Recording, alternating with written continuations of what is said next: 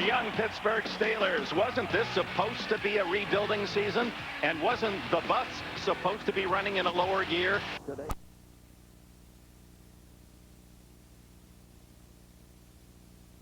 Receivers shined in wild Week 5 overtime games. Terry Glenn returned to the Patriots lineup, catching 7 passes for 110 yards and a touchdown in a 29-26 win over the Chargers. 49ers receiver Terrell Owens caught 3 touchdown passes from quarterback Jeff Garcia, including the game winner in a 37-31 victory over the Falcons. Whoa, did you bake this bread? Do you have any idea where it came from? No. So, what do you think? Don't you just love the smell of fresh baked cardboard? Subway bakes their bread fresh every day, right, Nancy? Right, Jim. Subway's got 4 new delicious Subway Selects, like the tasty Southwest chicken, all in fresh baked gourmet bread. Once you go fresh, you never go back. Subway is fresh! Test your football knowledge at Subway. Just upsize your fresh value meal and get one of our 2 32-ounce gridiron trivia cups. It's hot and humid, 84 degrees, nearly 90% on the heat index, and there are thunder showers in the forecast. We had about a 5-minute shower around noon today in Tampa, and you can see the big clouds building off to the east. Pittsburgh has won the toss. Martin Gramatica to kick it off for the Tampa Bay Buccaneers. And deep are Hank Poteet and Troy Edwards. And we're underway in Tampa. Gramatica, line drive. Poteet will take it out. Has some blockers, but slips down at the 19-yard line. Dwight Smith there on the coverage. Cordell Stewart.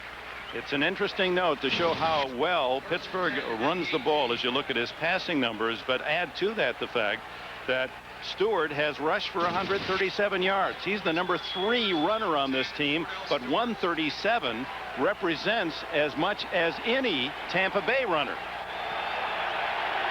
They start from the 18. They mark it. Burris to the left. Hines Ward, who has 28 catches, to the right side, and Jerome Bettis and John Whitman behind Stewart. Bettis tries the center of that defense and meets full resistance. Maybe a gain of 2.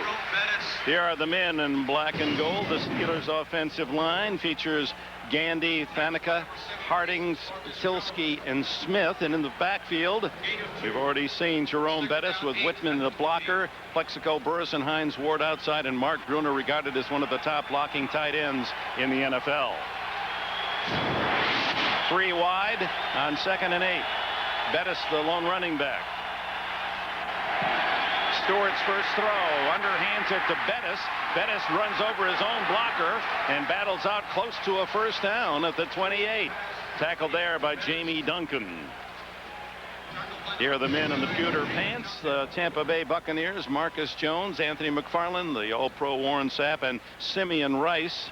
Unrestricted free agent acquisition. Quarles, Duncan, and All-Pro Derek Brooks at linebacker. They can all run. Donnie Abraham, Rondé Barber at the corners, John Howell, and Pro Bowler John Lynch at safety. Tony Dungy, in his 6th season here as the Tampa Bay coach, he and Bill Cowher, the Pittsburgh coach, were assistants under Marty Schottenheimer for 3 years. On first down, Bettis just can't get that bus out of first gear and loses a couple. Derek Brooks with the tackle. And joining us down on the field, Bonnie Bernstein. Hi, Dick. Well, perhaps Mom Nature could be the biggest factor in Jerome Bettis not getting his 4th straight 100-yard rushing game. He told me before the game his asthma's so bad with the humidity, he had trouble even breathing during a light jog. He says, ordinarily, I may come off the field once a game to rest. It may be as much as 1 time a series now. And all the trainers down on the field have an inhaler just in case he starts struggling. Dick? All right, Bonnie, he's out of there now, and zero in for him. The quick pass to Burris, who was tackled immediately after short yardage out at the 32-yard line. Credit that Shelton Quarles with the stop. Cowher, how can it be? 10 years he's been the head coach of the Pittsburgh Steelers. And he's still only 44 years old. That's the amazing part of it. And let's face it, in this modern era of pro football, staying in one place for 10 years, pretty amazing. It just doesn't happen much. And again, Bettis still on the sidelines with the humidity and the asthma. A bad combo for Jerome. 3rd down and 6. Shotgun Stewart. Fires complete at the 41-yard line. A tough catch made in front of John Lynch by Hines Ward. Ward leads the Steelers with 28 receptions. And these are the kind of throws that we've been seeing from Cordell Stewart this year. Nothing spectacular, nothing really with the fade patterns all that much down the sidelines. He's been a very efficient quarterback so far this season, and Ward, the epitome, Dick, of what I would call an efficient receiver. Again, not a lot of flash, but a lot of substance. At an inefficient third down defense for Tampa Bay. They're allowing 50% completions. And here's Bettis back in, and he rumbles to the Tampa Bay 49-yard line. A gain of nearly 10. Rondé Barber, the last Buccaneer, made the stop. Well, you mentioned that third down defense. It is the worst in the National Football League by a pretty good margin. Although this is, look at Jerome Bettis at 258 pounds. Did you see the lateral movement? Did you see it? Did you see the right, the left, and bounces on his feet? At 5.4 yard per carry average. His career average is 4 yards per carry, 4.0. So talk about a rejuvenated bus, I guess so. Second down and 1 as Zeroué replaces Bettis, and this is a fake to Zeroué. Wide open is Bruner, and Stewart missed him. The tight end was clear by 5 yards. John Lynch came on the blitz that time from his safety spot. Oh, that was the time for a floater, and Cordell throw pretty much of a, he threw a laser out there towards Bruner, had no shot at it. But again, this is a very productive drive. They could afford to take a shot on second and very short. And here comes another one of those third down conversions. Again, the Buccaneers 50% is all they've stopped on third down. And at Zeroué, second effort, lunges forward. It'll be close. Lynch was up there again as they play that 8-man front, the Buccaneers, to stop the run. Oh, Dick, you mentioned second effort, and you're right. The initial hit on Zeroué had him well short of the first down. But for a guy only 5'8", Zeroué has surprising power. So Ed Hockley, the referee, called for time and a apparent measurement coming up. Yeah, well, the question now, will the officials give him the credit for that second effort?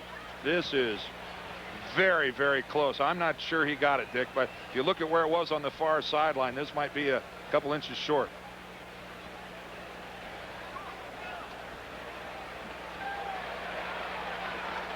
Good call. Well, this is a tough spot for Bill Cowher. You're across midfield. If you punt the ball and you punt it into the end zone, you're going to pick up 25 yards or so. If you have a lot of faith in your defense, and if you have slash at quarterback, 4th and inches may give you some confidence, and that's what we seem to be seeing. Well, Cowher told us yesterday, I want to err on the risk side. I have to tell my team I want them to play aggressively and take chances. So in a situation where the bulk of Bettis is a requirement on short yardage, they don't have him. Zeroué is the tailback. Long explanation in the huddle by Stewart. You got to wonder if they're going to snap it. They are. And Stewart is rejected, falls forward. This is going to be very close again. Shelton Quarles, the linebacker, there to meet him. I think he's got the first down. He did cross the 49, inside the 49, and that should be enough, and barely so. Yeah, that's a first down. Ed Hockley is our referee today. He's going to go ahead and measure it. Watch this athletic ability by Cordell Stewart, because he launches himself, but boy, he is shot back, but he stays on his feet. The knee doesn't touch the ground, and then he lunges forward. This is just an outstanding effort by Cordell Stewart of landing on his feet and getting enough forward momentum on the second try to pick it up. Slash over the hash, and it's enough for the first down. Slash over the hash. All right. Well, it was interesting yesterday. He said he likes the nickname. At one time, I think he perhaps didn't, because he wanted to be considered a passing quarterback. And he likes running the football. And Bill Cowher told us that he thinks that when Cordell has success running the ball, it makes him a better passing quarterback at the same time. It's a confidence thing. Bettis back in. Stewart to throw on first down. Going long. Has the man Burris.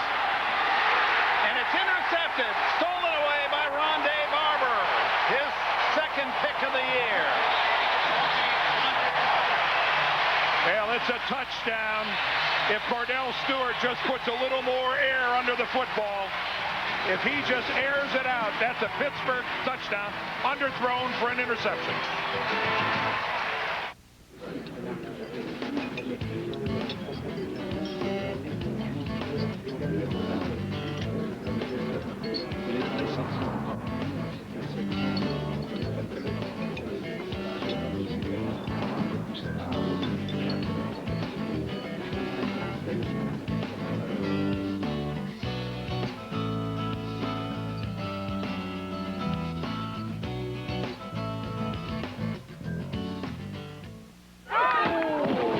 Is pathetic. Hey, those are our kids you're talking about. No, I'm talking about your ordinary fast food. You could try new KFC honey barbecue wings. Hurry, get 8 KFC honey barbecue wings for only $2.99 or 20 for only $6.99. There's fast food, and then there's KFC. Is your dandruff sending the wrong signals? Go! Go! No. Get Selsun Power. Doctors recommend Selsun Blue.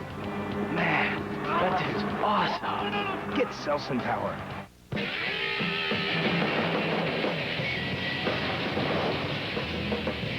Hey, you want to switch? Sure. Introducing the all-new Chevy Avalanche. The only vehicle that switches from an SUV to a pickup.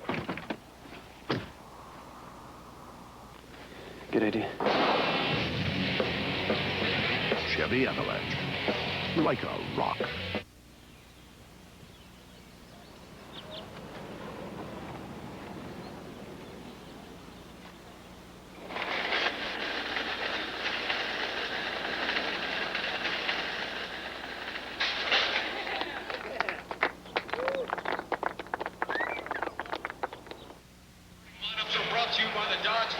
Well, the Steelers had hoped to strike deep early, and they had. Plexico Burris behind Rondé Barber. Pass short. Barber has the pick. And the Buccaneers start their first possession at the 6-yard line. And Warrick Dunn trying outside, breaks a tackle, spins, and out of what appeared to be a 3-yard loss, he gains a couple of. Well, Pittsburgh was worried that Tampa Bay was going to squat on their receivers, so they had to try it deep early. And you're going to see right here that Plexico Burris is behind Barber. But look, they have to come to a complete stop. He has to break stride, and that allows Barber to get back in it. And here in the National Football League, for Rondé Barber, it is a fine line between GOAT and hero. And if it's a well-thrown ball, he's the GOAT. Instead, he's the hero.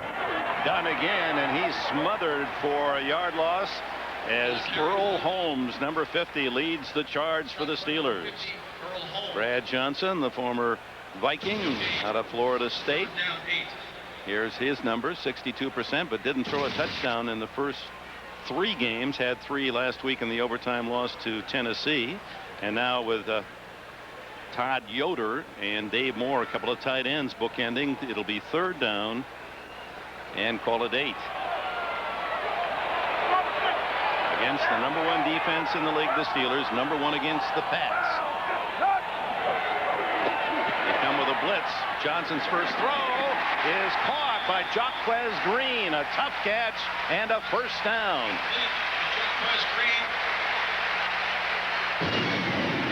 Here's the starting lineup for the Buccaneers. Walker, McDaniel, the perennial Pro Bowler, Christie, Coleman, and Wunsch up front. In the backfield, the multi-talented Warrick Dunn with the power back Mike Alstott. Jaquez Green with that last catch. Keyshawn Johnson has 31 receptions. Dave Moore, the tight end. Big 3rd down conversion from deep in their own end for Tampa Bay. First down, and Johnson goes down. The first sack of the game as crashing through Joey Porter and Kimo von Oelhoffen. And here are the Steelers defensively, and they've made that Steel City proud. Smith has a sack in each of the last 4 games. Clancy, Oelhoffen, von Oelhoffen, Gilden, Holmes, Bell, the rookie, and Porter, speedy set and tough group of linebackers. Aren't they always in Pittsburgh? And Chad Scott, 3 interceptions. Dwayne Washington at the corners. Brent Alexander and Lee Flowers at safety. Unfortunately for the secondary of Bill Cowher's Steelers, Chad Scott's 3 interceptions are all of their interceptions. That's it. He's got dominated. Johnson from his own 1-yard line throws to Keyshawn Johnson, hit immediately by Jason Gilden, and that'll make it about 3rd down and 11. Reminder, log on to NFL.com and read what Michael Vick, Steve McNair, Jeff Garcia, Junior Seau, other NFL stars have to say in their own words. It's only at NFL.com or AOL keyword NFL.com. Well, Brad Johnson told us on Friday that he sees no rhythm to this blitzing defense of the Pittsburgh Steelers. He said, you can't get a tendency on them. I don't know where they're coming from. He goes, I'm not sure they know where they're coming from, but they will come. He rushed only 3 this time, and Johnson, with plenty of time, throws it away. No one open. And you talk about breaking a tendency. That's something Pittsburgh rarely ever does, is just come with the 3 guys and drop 8. And as you can see, it thoroughly disrupted the Buccaneer passing game, and Johnson had nowhere to go but toss it away. That brings on Mark Royals, the punter, who kicked for the Steelers for 3 years back in the early 90s, and around 13th season now. Hank Poteet at the other end at the Steeler 45.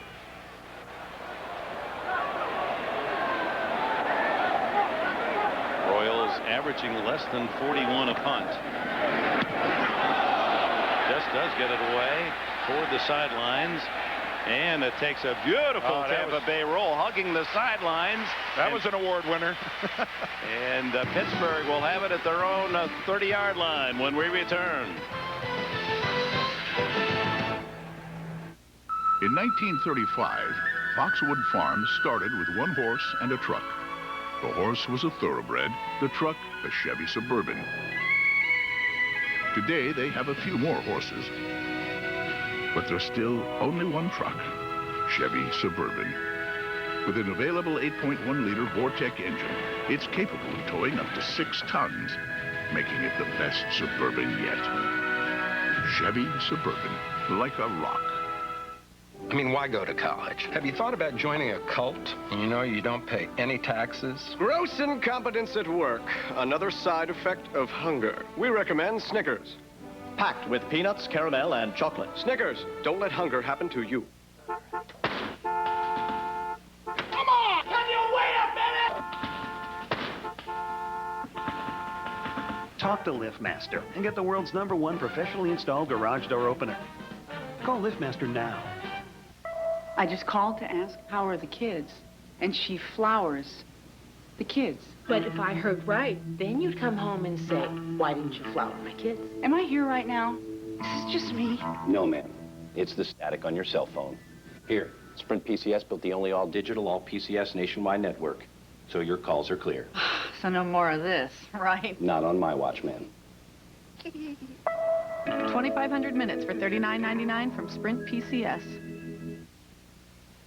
The NFL on CBS is sponsored by Southwest Airlines, proud sponsor of the NFL and official airline of Super Bowl 36. Budweiser, with the crisp, clean, refreshing taste you'll find in no other beer. And by Chevy Trucks, the most dependable, longest-lasting trucks on the road. And welcome back to sunny Central Florida. Each team with a possession, no score.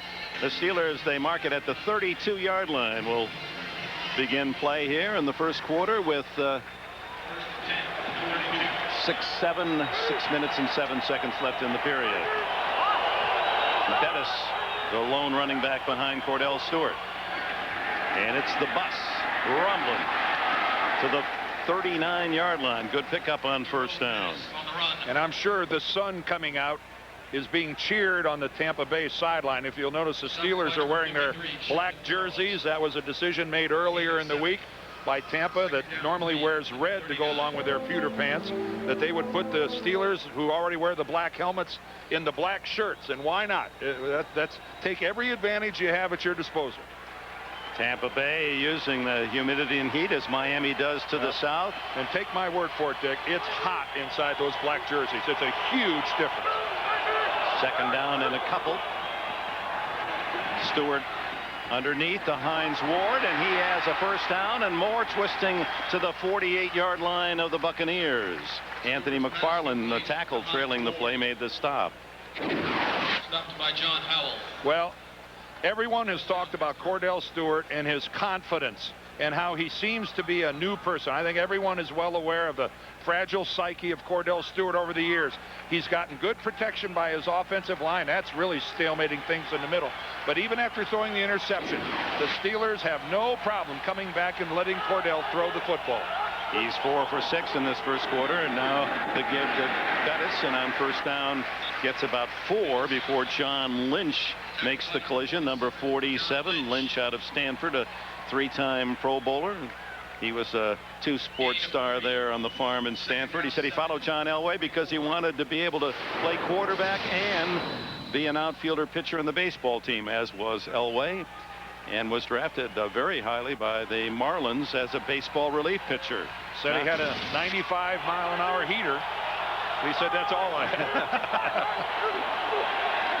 On second down. Oh, another fumble exchange between Hardings and Bettis. And that Stewart, rather. This has been a problem all season long. Jeff Hardings, who played guard in Detroit, has been converted to a center here in Pittsburgh, and the exchange between he and Stewart has been a problem all season long. They've lost 3 exchanges in the red zone already this year, and there's another one. And that led to their loss, their opening game loss at Jacksonville. Now the crowd into it now, 3rd and long. 4 wides, Stewart shotgun. Good protection underneath the Zeraway. But it's read well by the Buccaneers, and he stopped well short of the first down by Jones and McFarland, along with Brooks. Boy, a fumbled exchange between center and quarterback. Talk about throwing a wet blanket over everything you do. It just freezes the entire offensive huddle. When you can't execute the simplest part of the game of football, it really affects the confidence of everybody in that huddle, Dick. Josh Miller sends a dying spiral toward the goal line, and it's caught by the Steelers and the 5-yard line. So that pins Tampa Bay back. Hank Poteet made the play.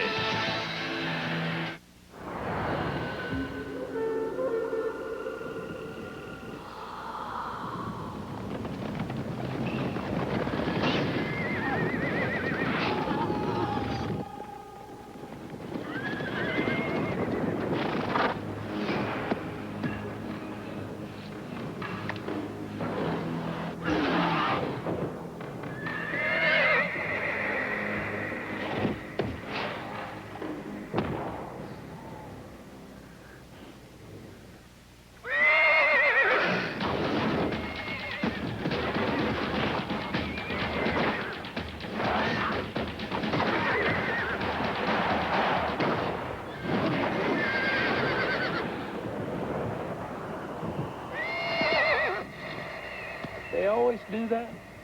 Nah, they usually go for 2.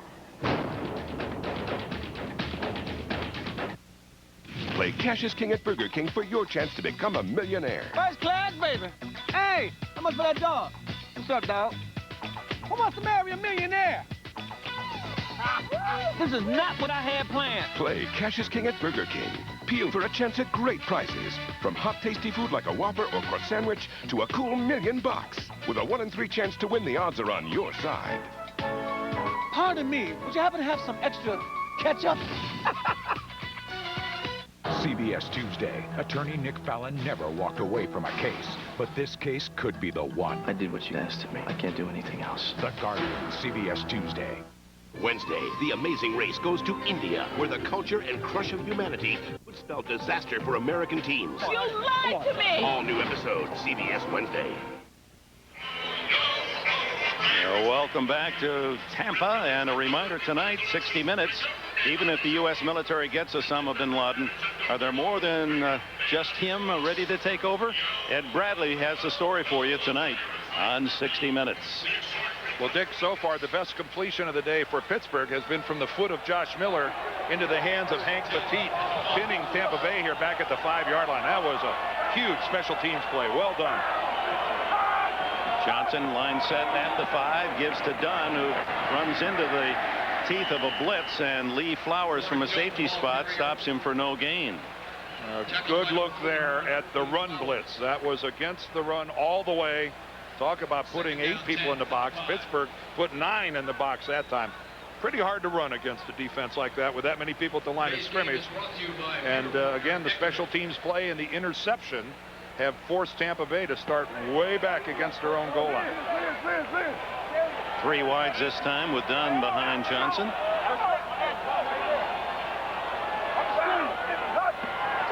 And Gilden on the blitz. Fires underneath as Johnson complete. Johnson's pass complete to Keyshawn Johnson with a catch, his first of the game.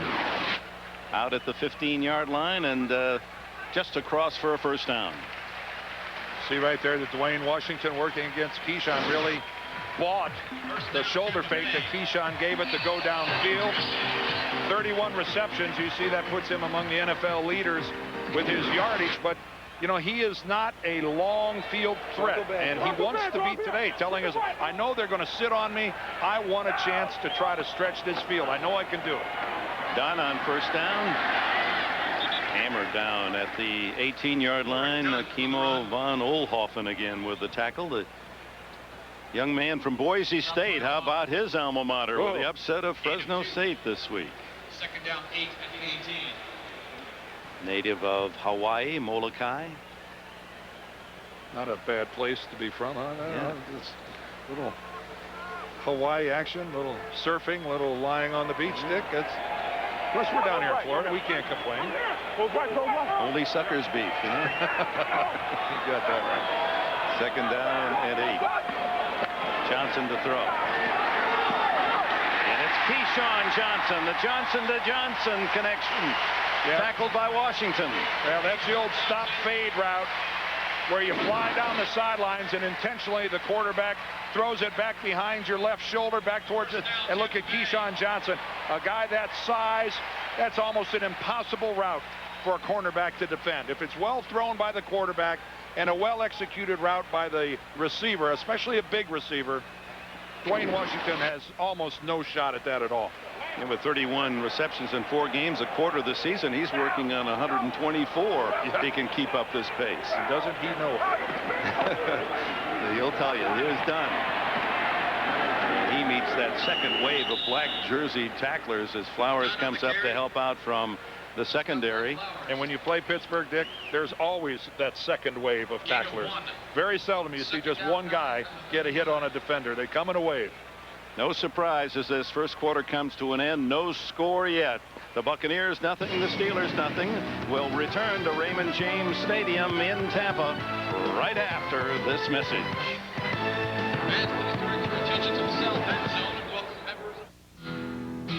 Saturn is working to keep our economy strong in jobs, in commerce, and in spirit. As part of that effort, we're providing interest-free financing on every new coupe, sedan, and wagon we make. Come visit your Saturn retailer and keep America rolling. Reviewing our last fiscal year, the numbers from January were slightly better than the numbers from February. However, the numbers in January were identical to the numbers in March. The numbers in April were slightly lower than the numbers in March, but identical. Like playing games? Come to Best Buy, where you can play the latest video games and try out a lot of other cool stuff. Best Buy. Go ahead, turn on the fun. Let's belt it out for your Pittsburgh Steelers!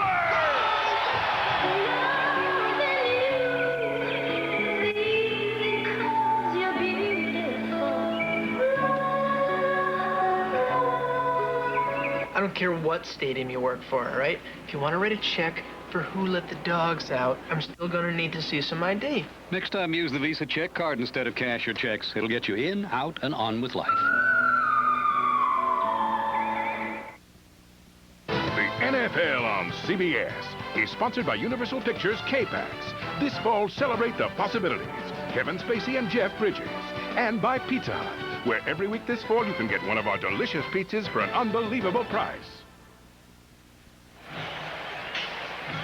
to the second quarter, 0-0 here in Tampa, and the Steelers maintain their mark of not allowing a point in the first quarter this season. Now through 5 games. Buccaneers have it. 2nd down and 9 at their 39 as we open the second period. Brad Johnson to throw. Batted down by Jason Gilden. Of course, the Steelers have only scored 7 in the first quarter. So it's a great job defensively, but they're not exactly lighting it up offensively either. Gilden is 6'4". And just what every good pass rusher has to do. It doesn't matter whether you're a defensive lineman or a linebacker like Jason Gilden. If you're not getting much in the way of penetration past the line of scrimmage, get up in the air. Too Tall Jones was one of the best I ever saw at that. Just outstanding eye-hand coordination, batting down balls. Players don't get enough credit for doing that. 3rd and 9. Johnson shotgun. Fires down the middle. Johnson with a sliding catch at the Pittsburgh 35. Boy, what a beautiful throw by Brad Johnson going to Keyshawn on the post. Starts with good pass protection. He's able to step up into the pocket, but actually really good coverage by Mike Logan. He's with Keyshawn pretty well right there. Although Logan at the last minute, just seems to come up like 2 or 3 inches short of getting a hand on the football. That was an outstanding throw by Brad Johnson. And Keyshawn Johnson with 4 catches already, 63 yards. That one good for 26. Now Dunn spins out of a tackle and fights his way near the 25. They're roaring here in Tampa. They're cheering elsewhere. Jim? Yes, they are, Dick. They have stirred the dog pound in Cleveland. 100 yards of offense already for the Browns. Then James Jackson from 11 yards out. 7-0 Cleveland over the Ravens. Let's go back to you. All right, Jim. And with the Ravens being beaten last week by Green Bay, you just wondered how they would react. And it looks like the Browns are still moving the ball on them. Keep an eye on that one. 2nd down and 1. Throw complete. And it's Keyshawn. No, this time Jaquez Green covered by Dwayne Washington. Good enough for a 1st down. Bonnie? Well, Keyshawn Johnson with 3 catches today. He made no bones about it. He wasn't happy about 71 catches last season. So he had new offensive coordinator Clyde Christensen come out and spend a little time with him in L.A. He said, I took him to the hood. He had met my mom. He met my sister. And everybody's telling him, hey, you got to get Keyshawn the ball. Can we directly correlate that? I'm not sure, but it seems to have done some good, guys. I think the arrival of Brad Johnson has helped a little bit in that regard as well. But you're right, Bonnie. He was doing some serious politicking. 1st down, Buccaneers' deepest drive to the 20. Mike Alstott, the fullback, running through. Steelers still on his feet. Oh, my. 1st and goal, Tampa Bay.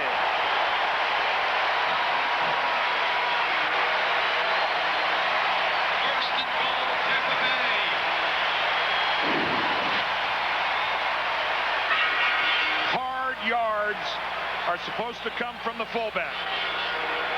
These are hard yards. Mike Alstott from Purdue has been doing this his entire NFL career. He doesn't take the blow, he delivers the blow, and Joey Porter had a bigger tiger than he could tame. 1st and goal from the 8. They give it right back to Alstott. And he's able to manage back to the line of scrimmage and then gain 1 before Earl Holmes can get him to the grass. But there's a fullback's decision-making process, Dick. When given the opportunity with a defender, do I go to the sideline or do I go back upfield? It is always the choice to go back upfield. I don't want to go this way. That's right. I'll go back to the middle. Oh, wait a minute. Do I go outside? Nope. I'm going to go back to the middle. That is outstanding lateral movement. And just good, sensible running by Mike Alstott. 4 times to the Pro Bowl, no surprise. Here he comes again. Off tackle, but stiffening tackle from Dwayne Washington to help out Jason Gilden at the 5-yard line. 3rd and goal. Alstott, who carries nearly 250 pounds. I thought he put it pretty well yesterday or 2 days ago when he said, yes, we're 2-2. We're only a couple of plays from 4-0, but we're only a couple of plays from 0-4. He's with years in the league comes a little maturity, and you're right, Dick. He knows that, you know, but nobody inside the Buccaneer locker room is panicking. As Keyshawn said, everybody outside the locker room is. We're fine. We've been here before. We'll be all right. 3rd and goal from the 5.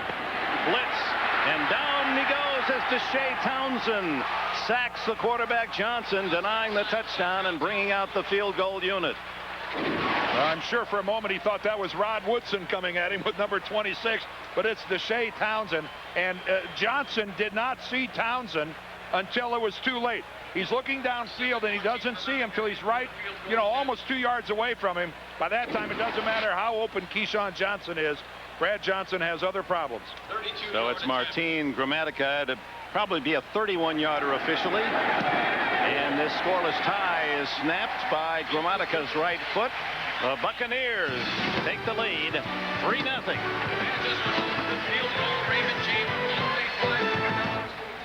He claims to be not human, a visitor from another planet. I'd like to begin by asking you if you know why you're here. Is the space Mac here yet? Why did you want to come to our planet? You're really from up there? Do you have a family on K-Pax? What's going on? How could you know this? You don't believe him.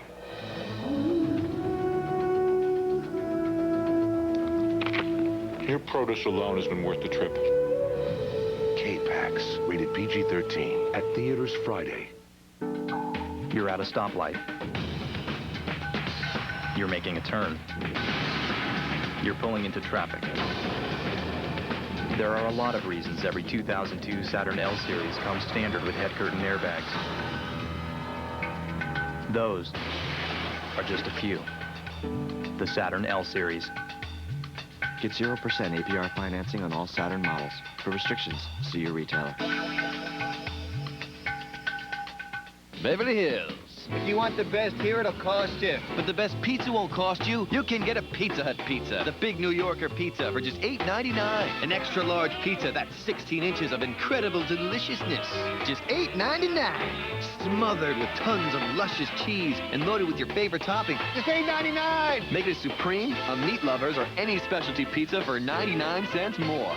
Oh, that's the deal. The Big New Yorker, $8.99. Beautiful. Everybody is nervous about germ warfare. I saw a squirrel spraying Lysol on his nuts. Don't miss The Late Show, all this week on CBS.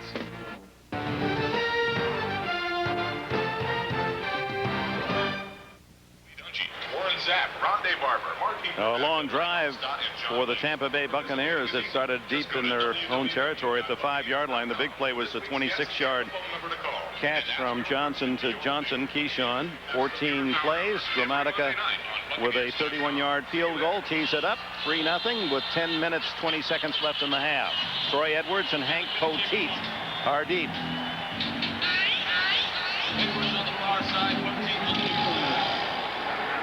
Spins it low, drives it to Troy Edwards. 15. And the former #1 draft pick from Louisiana Tech down at the 20-yard line. I'm out in Tampa. 10 minutes, 9 seconds left before the intermission.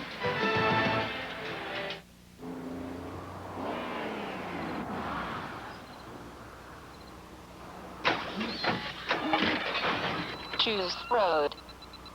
Validating tires. BF Goodrich tires with traction advantage. Approved.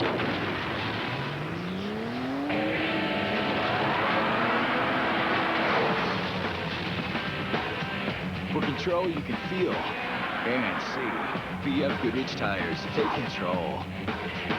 A chunky quarterback moment.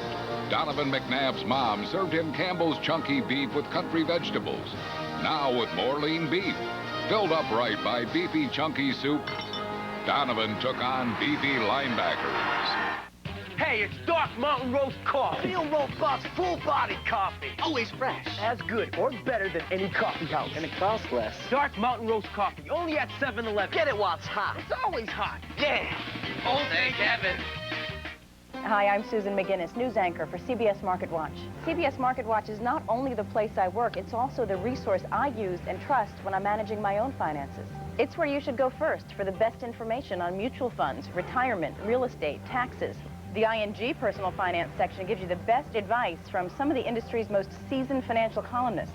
More than 100 journalists worldwide reporting for you. CBS Market Watch is the #1 source for financial news. It's more than just news. It's news you can use. Make no mistake, Survivor is back. The rugged African terrain is taking its toll. I'd rather die right now than deal with this pain. Barbie went down in Africa. And just when you thought it couldn't get any worse, hungry lions are on the prowl. This is probably gonna happen every night. All new Survivor Africa, CBS Thursday. The players themselves know for the best NFL coverage on the net, including expert analysis and in-depth team reports, you go to cbs.sportsline.com or AOL keyword CBS Sportsline. Trailing 3-0, Cordell Stewart from his own 20 fires incomplete, threw it behind Plexico Burris, his intended receiver, a big target at 6'5". A reminder tonight after 60 minutes, Max's students want to pose nude in a magazine. He's all for it, but how will he feel if his daughter decides to join in? Don't miss the education of Max Bickford tonight after 60 minutes on CBS. Is that really what it says on that? That's what it's all about today. 2nd and 10.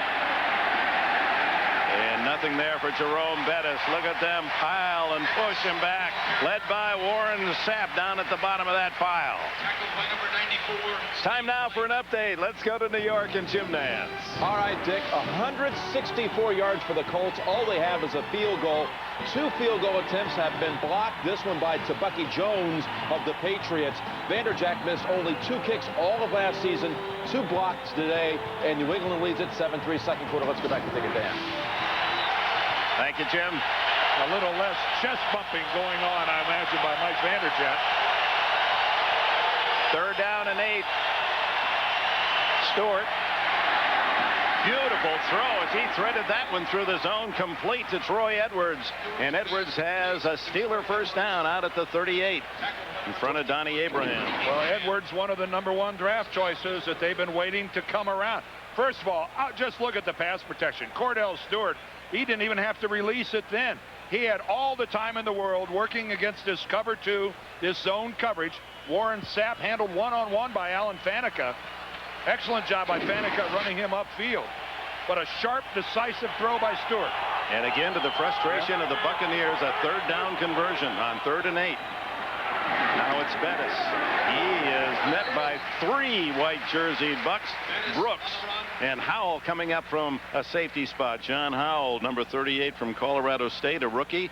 4th round draft pick, replacing the injured Dexter Jackson. Jackson not suited today with a severe thigh bruise. Yeah, he got that injury last week, and Howell, to get some experience, ended up playing more than half of the game at Tennessee last week, so at least he got some snaps in last week at that free safety position. Being coached by John Lynch in that deep secondary. I was going to say, how reassuring is that? 2nd and 9. Stewart. Oh, a tough catch by Hines Ward, and Ward fumbles the ball. No, he doesn't. He hangs on and gets to the 40-yard line, and a flag is down back at the 32-yard line, and Warren Sapp pointing at the flag from a prone position.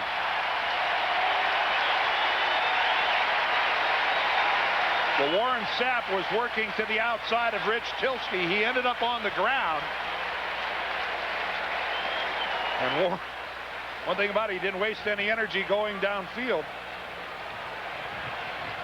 There's a pretty major discussion going on here, although the Steelers have conceded the penalty and walked all the way back to the 20-yard line. Negates a 20 currently. There was no foul for holding on the play. The player slipped. The play results in a first down. Oh! Sapp celebrated prematurely. And it is a first down at the 40 of the Buccaneers. Now Warren Sapp, here's Warren Sapp right here. Now watch him work against Rich Tilsky. Working to the outside. Oh, Warren Sapp trips. No question about it. He actually trips over the legs of right tackle Marvell Smith. And that was a good job by the officials of picking up that flag. That was not holding. Warren Sapp tripped. He may have been arguing that the two Steeler blockers fell on him and wouldn't let him up, but the play had long gone by then. You're allowed to do that. You're nodding as if you might have applied that maneuver. What do you do? Help him up and say, go hit my quarterback? No way. First down then for Pittsburgh, trailing 3-0, 7.5 minutes remaining in the second quarter. The slant complete to Burris.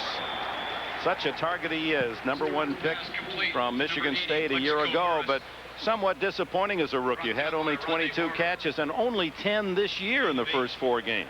Well, they just have to get production from these two #1s, Dick. You know, the #1 in '99 was Edwards, who we saw catch the ball earlier on this drive. Burris, the #1 last year. You've got to get these guys out on the field, and it's one of the things that Bill Cowher stressed with his new offensive coordinator, Mike Mularkey. I want a simplified system, and I want my #1s on the field. 2nd and 2 with 2 tight ends. Stewart scrambles, and John Lynch gets him. Or is it Simeon Rice? It is Rice who applied the pressure, and Lynch who made the move on the sidelines. Well, this Cordell Stewart, I think more often than not, when he's in this situation, puts a good enough move on a guy that he gets away from him, but not John Lynch. Lynch is going to come into the frame, goes high, gets him on the shoulder pads in the jersey, and that's why John Lynch is a Pro Bowler. That's what you expect your strong safety to do, not get juked. So on 2nd and 2, a 1-yard loss, so 3rd down and 3. Bettis with 2 tight ends. Bettis on a toss, throws the ball wide open. It's complete to Toomey. Jerame Tuman has a touchdown.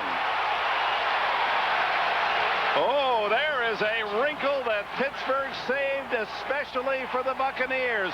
A halfback, fullback pass.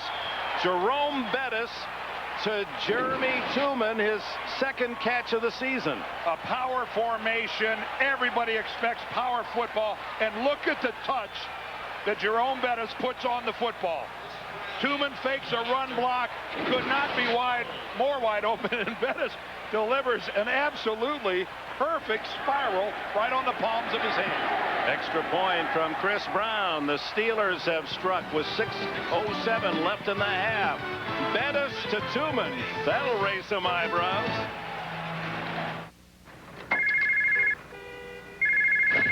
This is Will Burns. You've reached my cell phone. Leave me a message, and I'll call you back. Will, it's Gail. I can't believe you're not answering your phone. Look, get back here. The client changed their mind. They actually like the work. All we have to do is show the plans to one more group, and the job is ours. Call me before it's too late. With ordinary cell phones, you leave messages. But with Nextel Direct Connect, the digital two-way radio, you get right through. On June 6, 1944, American and Allied forces landed on Normandy beaches in the name of freedom and liberty. This fall, Jeep joins HBO in honoring all the men and women who served in the Second World War. HBO presents Band of Brothers.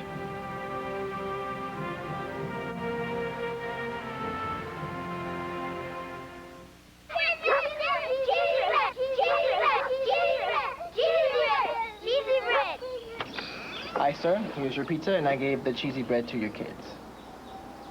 I don't have any kids. Order Domino's cheesy bread with your pizza tonight. It's a delicious blend of mozzarella and cheddar cheeses. Call now. Get the door. It's Domino's.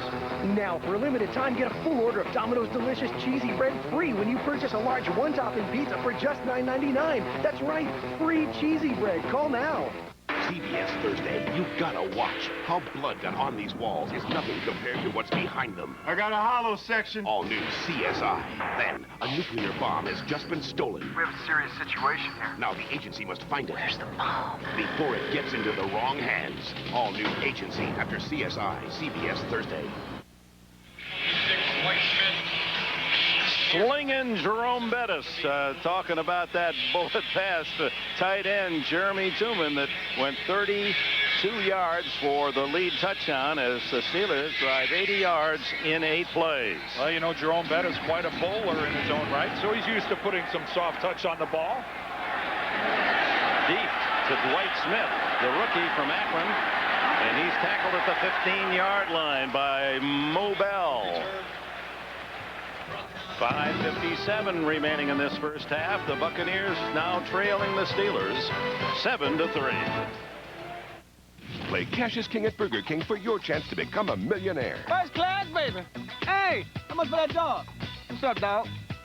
Who wants to marry a millionaire? This is not what I had planned. Play Cash is King at Burger King. Peel for a chance at great prizes. From hot, tasty food like a Whopper or croissant sandwich to a cool $1,000,000. With a 1 in 3 chance to win, the odds are on your side. Pardon me, would you happen to have some extra ketchup? Rolaids announces unbeatable taste. 5 great ways to spell fast relief. And now taste tests show even Tums can't beat Rolaids. In mint or fruit flavors, what a great tasting way to spell relief. Rolaids. On June 6, 1944, American and Allied forces landed on Normandy beaches in the name of freedom and liberty. This fall, Jeep joins HBO in honoring all the men and women who served in the Second World War.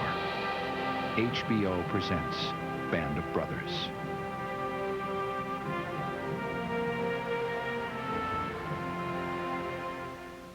A chunky quarterback moment. Donovan McNabb's mom served him Campbell's chunky beef with country vegetables. Now with more lean beef. Filled up right by beefy chunky soup, Donovan took on beefy linebackers. The NFL on CBS is sponsored by Jeep, makers of Grand Cherokee, Wrangler, and the all-new Jeep Liberty. Rolaids, Rolaids. R-O-L-A-I-D-S spells relief. And by Smirnoff Ice, intelligent nightline. Welcome back. 5:57 left in the half. From the 15, Johnson fires to Keyshawn Johnson, one man to beat. And he's tackled out at the 34-yard line by the last Steeler, and that was strong safety Brent Alexander. Let's go back and look at the touchdown pass. Here's Jerame Tuman right here, and he's going to loop around this way, but everybody's looking at the bus. A power formation, 3rd and short. You're expecting the run, and look how well they sell this. The secondary comes up. By that time, Tuman is beyond them. The second catch of his career, the first touchdown of his career for Jerame Tuman. And I bet he didn't think he'd catch it from Jerome Bettis. And it was Bettis' first touchdown pass of his career. He's now tied for the club lead with Cordell Stewart, each with 1 touchdown pass this year. Bettis and Tuman are both going to fight over that ball. Tuman's first touchdown reception, Bettis' first touchdown throw. My money's on the bus.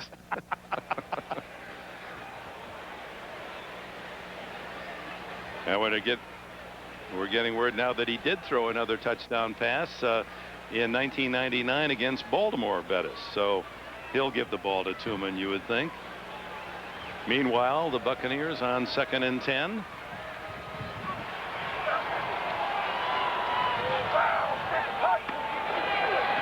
Fake to Dunn. Keyshawn Johnson, he's been busy. Another reception. Dwayne Washington covering. Well, we've been watching this matchup all the way through the first half here. Keyshawn Johnson against Dwayne Washington. And it's again where Keyshawn sold the fade. He got Washington back on his heels. And you see that he's late to be able to recover and get back in on Johnson. Keyshawn Johnson, a very effective route runner who continues to sell the deep route, even though he doesn't run them very often. 6 catches for Johnson in motion. And now Dunn burrows his way to the 50-yard line, where it'll be 2nd down and 7. Follow all the games on NFL.com, and after the games, get in-depth analysis and recaps from all the experts. You'll find it at NFL.com or AOL, keyword NFL.com. Beautiful shot of Raymond James Stadium, nearly 66,000, sold out every game since it was first opened in 1998. Of course, hosted the most recent Super Bowl proudly. Brad Johnson's going to scramble. Doesn't go to the slide. Bulls his way to a first down at the Steeler 42. Yeah, Slash Johnson takes off with the ball.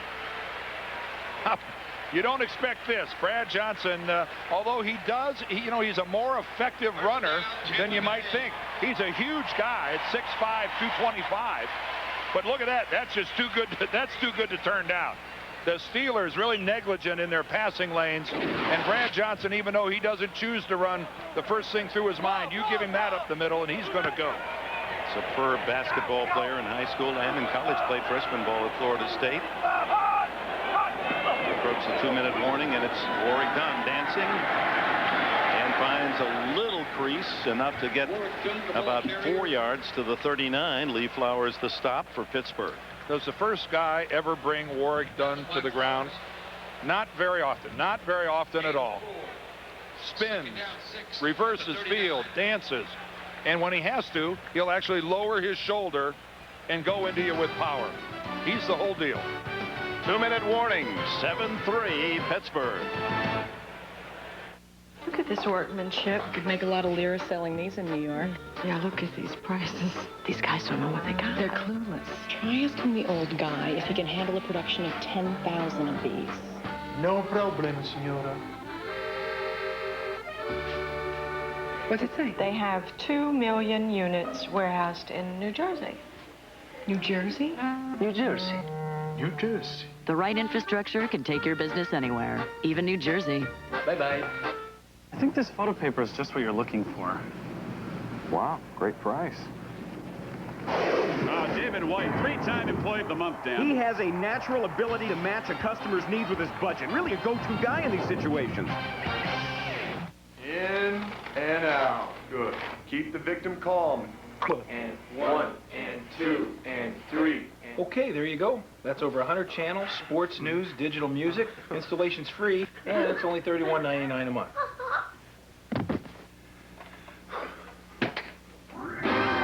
Just $31.99 a month gets you over 100 channels of DirecTV programming. Right now with free professional installation.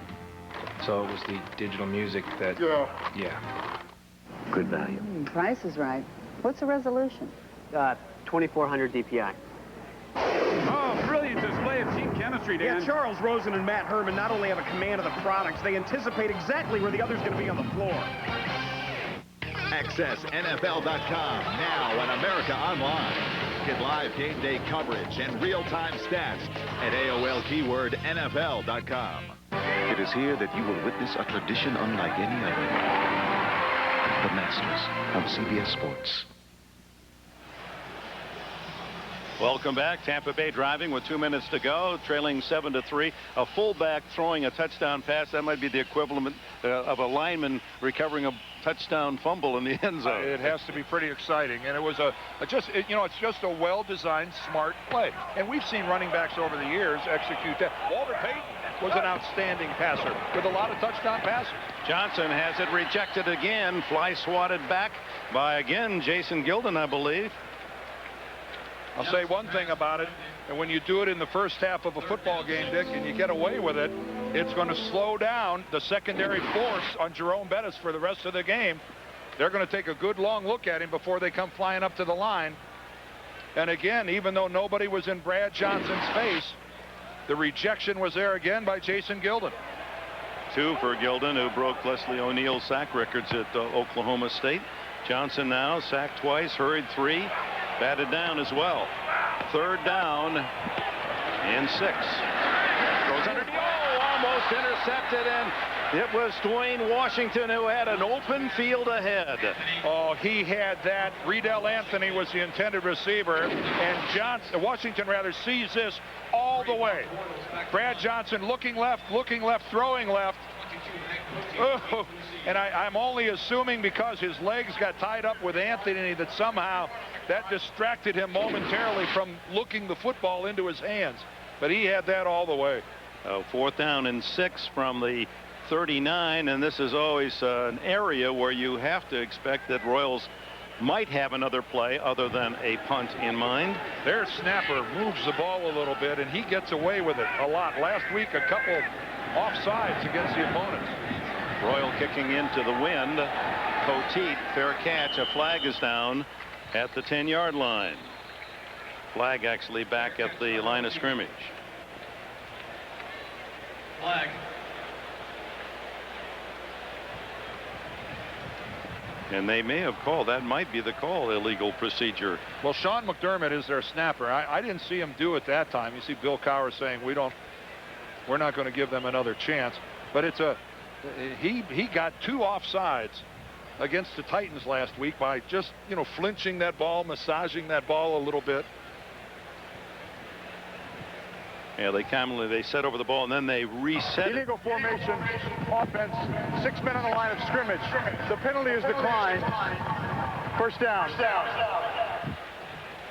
So the Steelers will start at the 10-yard line with 1:43 remaining in this first half, leading by 4.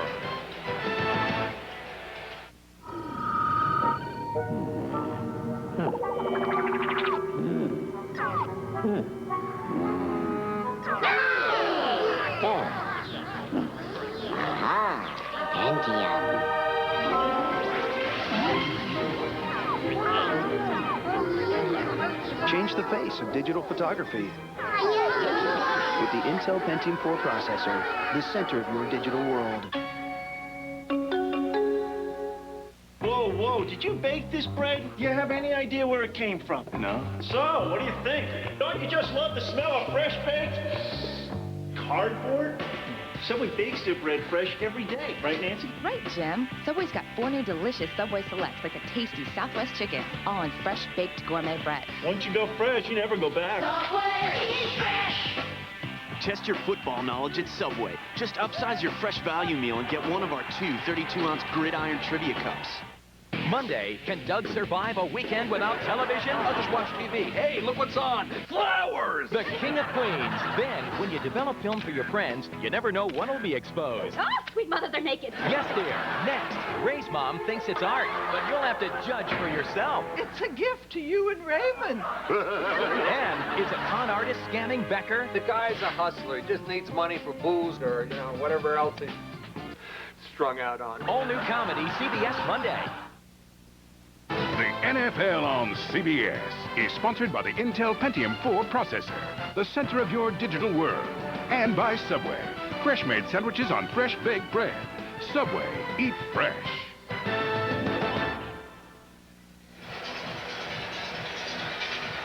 Welcome back at 7-3 Pittsburgh. Coming up, the next halftime report. Jim, Mike, Randy, Jerry, all the scores, highlights, latest NFL news, plus a CBS News update, America on Guard. Stay tuned for our halftime as the Steelers break huddle. Ball at the just inside the 10-yard line. I want that hat. It's a pirate ship hat with sails on The it. give is to Bettis trying to get outside, and he is knocked down at the 12. A gain of 2. Al Singleton makes the stop. And a timeout called by the Buccaneers with 1:37 left in this first half.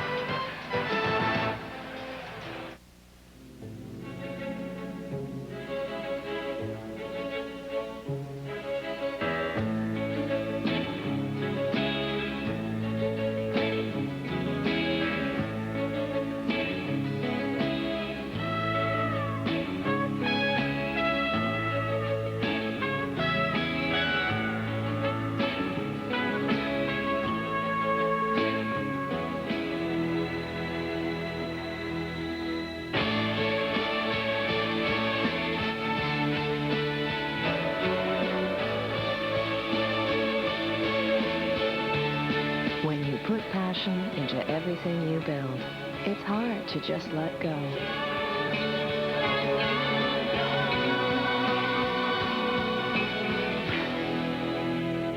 It's okay. They're all going to good homes.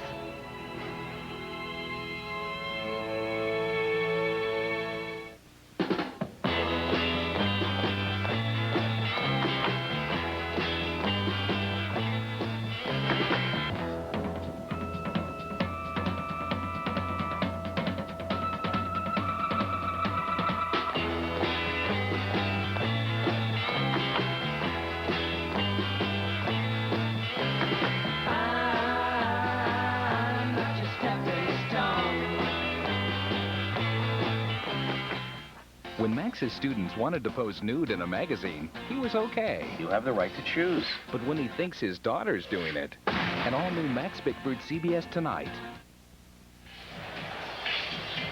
A reminder that Wednesday on CBS, The Amazing Race takes you to the most exotic location yet, where the culture and crush of humanity could force teams to the breaking point. And it's an all-new Amazing Race Wednesday on CBS. Warren Sapp limped off, not seriously, but did not seem 100% as he came to the sidelines here with 1:37 left in this first half, and the Buccaneers calling time. They have 2 more timeouts. Pittsburgh has all 3. Tampa Bay hoping they can stop Pittsburgh and get a final shot here in the half.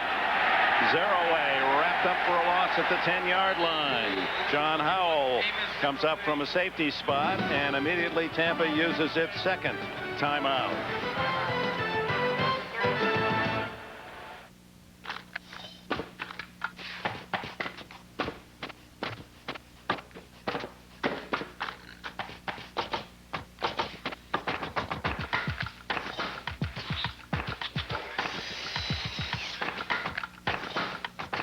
Work to the beat of a better framing nailer. Quarter tape. Professional power tool.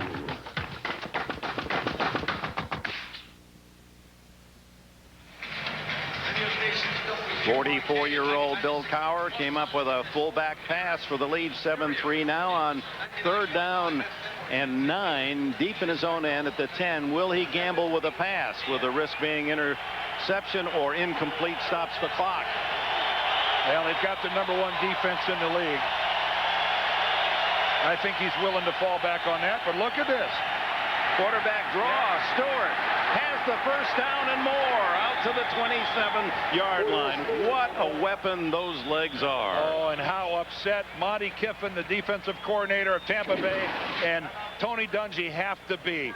How many times does Pittsburgh run the quarterback draw with Cordell Stewart?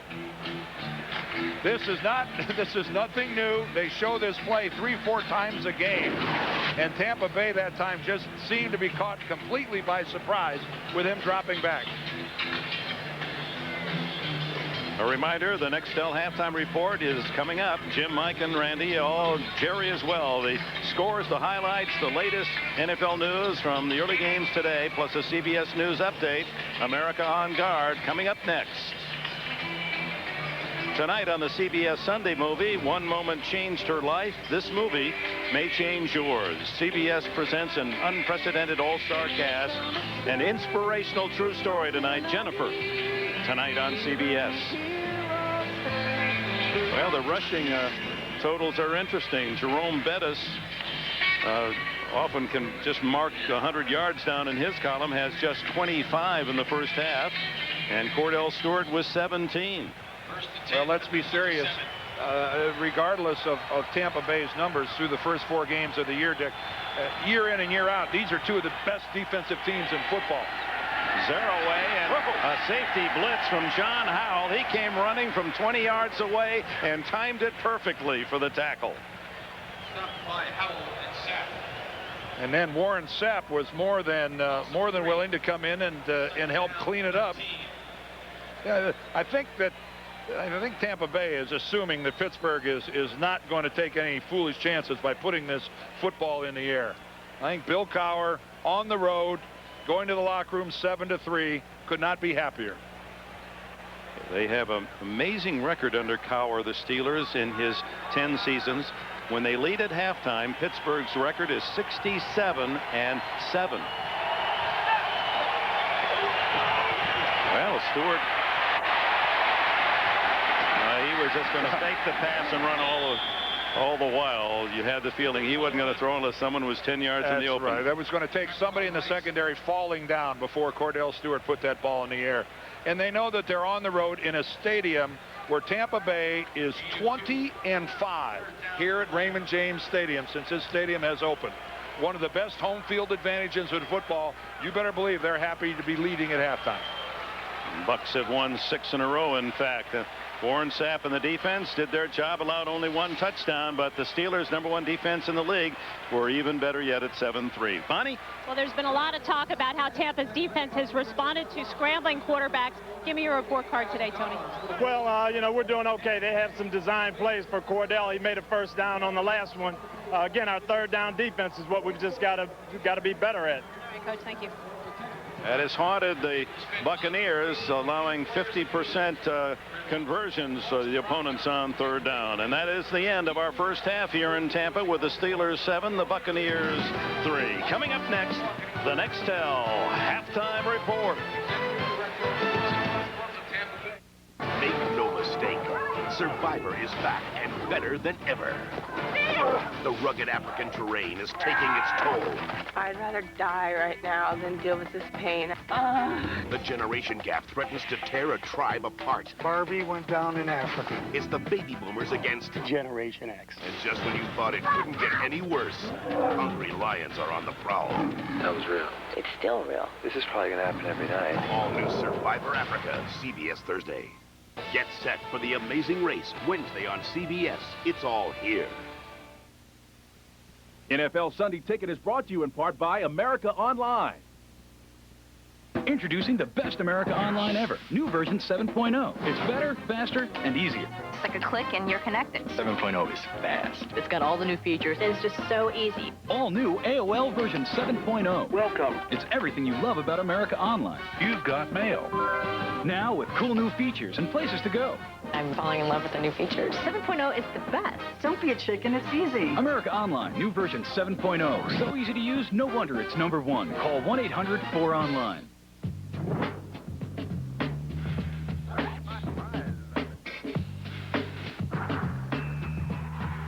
You may have heard that Damon's has wall-to-wall big screens featuring non-stop sports action and a huge collection of team memorabilia displayed around the clubhouse.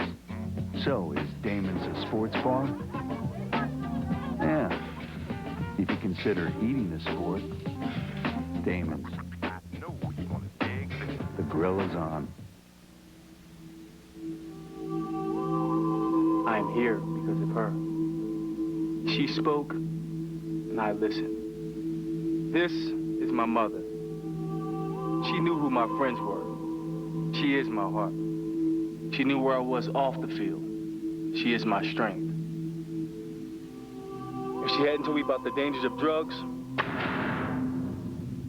I wouldn't be here.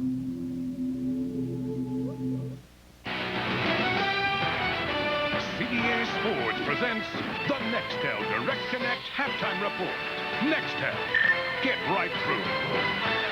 And hello, my friends. Welcome to the Nextel Halftime Report from our studios off 5th Avenue in New York. Jim Nance along with Mike Dicker, Randy Cross, Jerry Glanville. An unbelievable individual performance by David Patton of the Patriots. We're going to show it to you. But the Steelers behind Bettis' toss, leading 7-3, Randy. You know, Deion Sanders did a feature in the pregame show saying there was no sense of panic in Tampa Bay. It was more of a sense of urgency. Time to panic! You got to be kidding me. This football team right now is not doing anything that you recognize as the Tampa Bay Bucks. Pittsburgh didn't get the memo. They didn't know they weren't supposed to be as physical as the Tampa Bay Bucks. They've taken it right at Tampa Bay right now. I don't know if it's a panic in Baltimore, but they're a little bit nervous about right now. Let's go around and see NFL today. Well, they should be a little bit nervous about right now because right now they're getting smacked in the face a little bit, and they don't like that. This is hard for them to take. This is the world champion. These guys come out here. Here we go right off the bat. James Jackson goes 11 yards. Great blocking. Great blocking, takes him for a touchdown. That's James now watch Jackson. this here. Yep. Wally Rainer gets after the quarterback, third back. He throws it up for grab, which is a bad play. Let's face it. That's a bad play. Dwayne Rudd picks it out. Now here they come. Michael McCurry. I said this was going to happen before pregame. Michael McCurry punishes a tackle, gets a sack. There's Stover sets a record. How about this? He sets big Fred Cox's record, I think. Fred Cox, the old Viking kicker. Oh, yeah. 32 straight games. Stover has made a field goal. That's the all-time NFL mark. Browns lead it by a touchdown, final minute of the first half. Tennessee with Nedney connecting on 2 field goals, blanking the winless Lions. Eddie George, 11 carries, 29 yards. That's all. And McNair was picked early here, Jerry. This has been a real physical game, and I do like the Lions' effort. You can see they're throwing their bodies around, and they got in a little fight. They got a late hit right here, and some Lions, some people had to leave. This was a cheap shot on the Tennessee quarterback, and everybody took offense. People came off the bench. This is a snap that I made for the field goal. Roll it on back. The Lions had it first and goal at the 7, couldn't score. Here's Nedney with his first of 2. That one from 39 yards. He made another from 47. 6-0 Titans at Detroit. The Bears at the Bengals. Bears off to their best start in 10 years. They've allowed the fewest points in the NFL. How about that? Blanking the Bengals at the 2-minute mark in the second quarter. This is a good football team, gang. They're doing everything they have to do on defense, opportunistic, and offensively, they put the A-train in the backfield, and he's making things happen. Look at Dillon shut down and Thomas over 100 yards. Here's the story of the day. The New England Patriots and David Patton, who got the start today because Terry Glenn with a hamstring deactivated. Tom Brady, 5 for 5, 123 yards, including the longest pass play in New England history. Here comes the Patton highlight reel, the first one in the round for number 86, David Patton. For we got to change his name to General Patton. He does it all. I tell you the what, trifecta's coming up. All right, that's touchdown number 1. This breaks the Craig James reception mark. He had a 90-yarder against Mike Ditka and the Bears at 85. And this time, it's 91 yards. Brady to Patton. He's not done yet. He's not done. Now, he's run for 1. He's caught 1. We're talking about David Patton. Look at this. Brady swings it over to Patton. Looking downfield. This is going 60 yards to Troy Brown for the trifecta. Great throw. And that's a spiral. Moving the quarterback. Hey, Coach Bledsoe's doing a heck of a job with that Brady kid. Calling those plays. Touchdown run, touchdown pass, touchdown catch. Meanwhile, the Rams just got in a moment ago, and Aeneas Williams picked off Vinny Testaverde. Vinny's first interception in 176 attempts. Williams ran it in for a touchdown. Falcons had a 10-0 lead. Saints came back. Cam Cleveland caught one from Aaron Brooks to tie it at 10. And the Panthers over the Redskins 7-0. Walls caught a touchdown pass from Chris Winkie. When we continue here on CBS News, America on Guard. Thanks for being with us on the Nextel Halftime Report. CBS Sports presents the Nextel Direct Connect Halftime Report. Nextel, get right through. CBS Thursday, you gotta watch. How blood got on these walls is nothing compared to what's behind them. I got a hollow section. All new CSI. Then, a nuclear bomb was hidden under this New Jersey house. Powerful enough to destroy the center of a large city. And it's just been stolen. We have a serious situation here. Now the agency must find it. Where's the bomb? Before it gets into the wrong hands. The American people are safer for our actions today. All new Agency after CSI, CBS Thursday.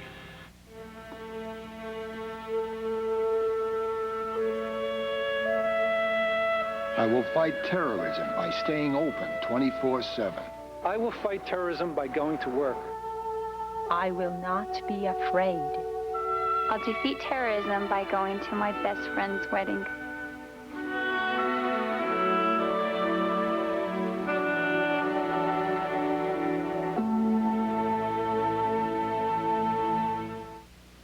Come on, guys. This is Dwayne Washington of the Pittsburgh Steelers.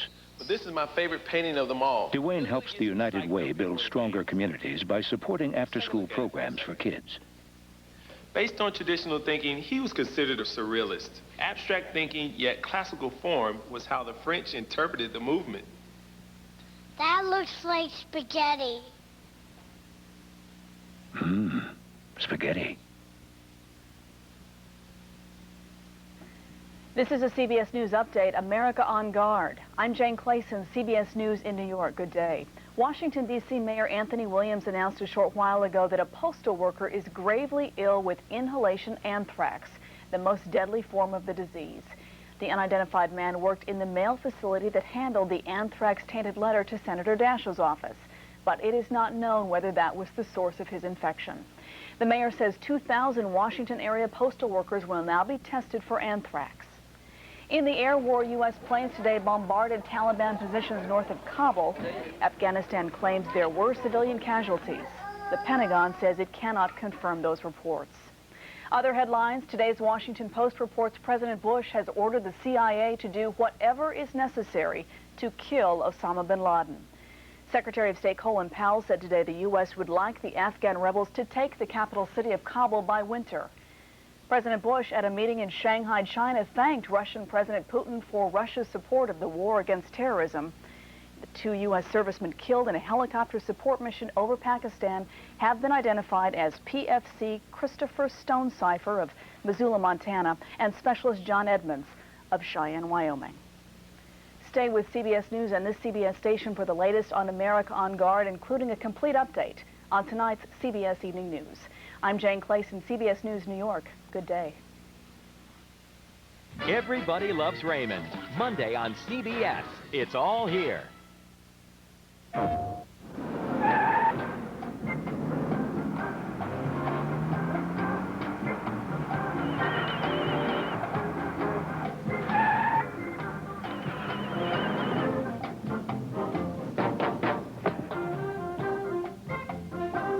You're next.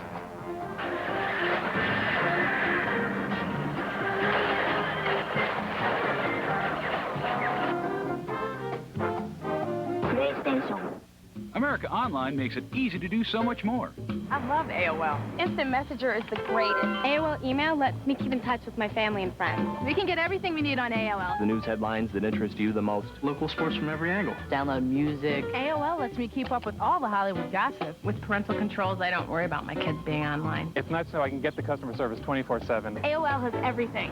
Everything. Do more with America Online. So easy to use, no wonder it's #1. Call 1-800-4ONLINE. What would it be worth to wake up in a great mood? I'm in a great mood! Because you had a good night's sleep. I slept like a baby! In a nice, comfortable room. What a room, yeah! How about 10% off? Hey, I like that 10%. With Super 8's VIP card, it's yours, guaranteed. VIP, that's me! At over 1,900 locations.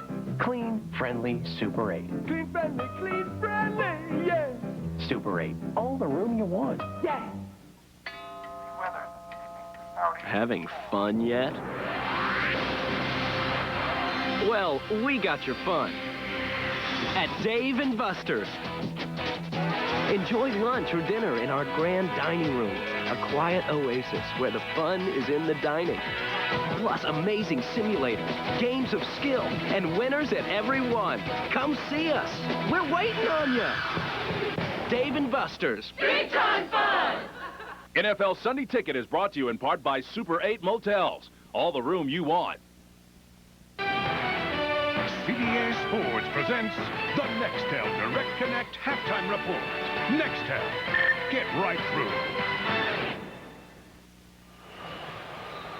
As expected here in Tampa, close and low scoring. Steelers on a Jerome Bettis pass with the only touchdown of the first 30 minutes. And the Bucs have played right down to the final play. All 4 of their games, it looks as if we may have another. Yeah, and this is hardly a surprise, Dick. We knew that both of these teams were going to try to be conservative offensively and thinking that a major turnover is going to cause someone to win or lose this game. Let's go ahead and check the numbers for the first half, and we're going to see that neither team ran the ball very well.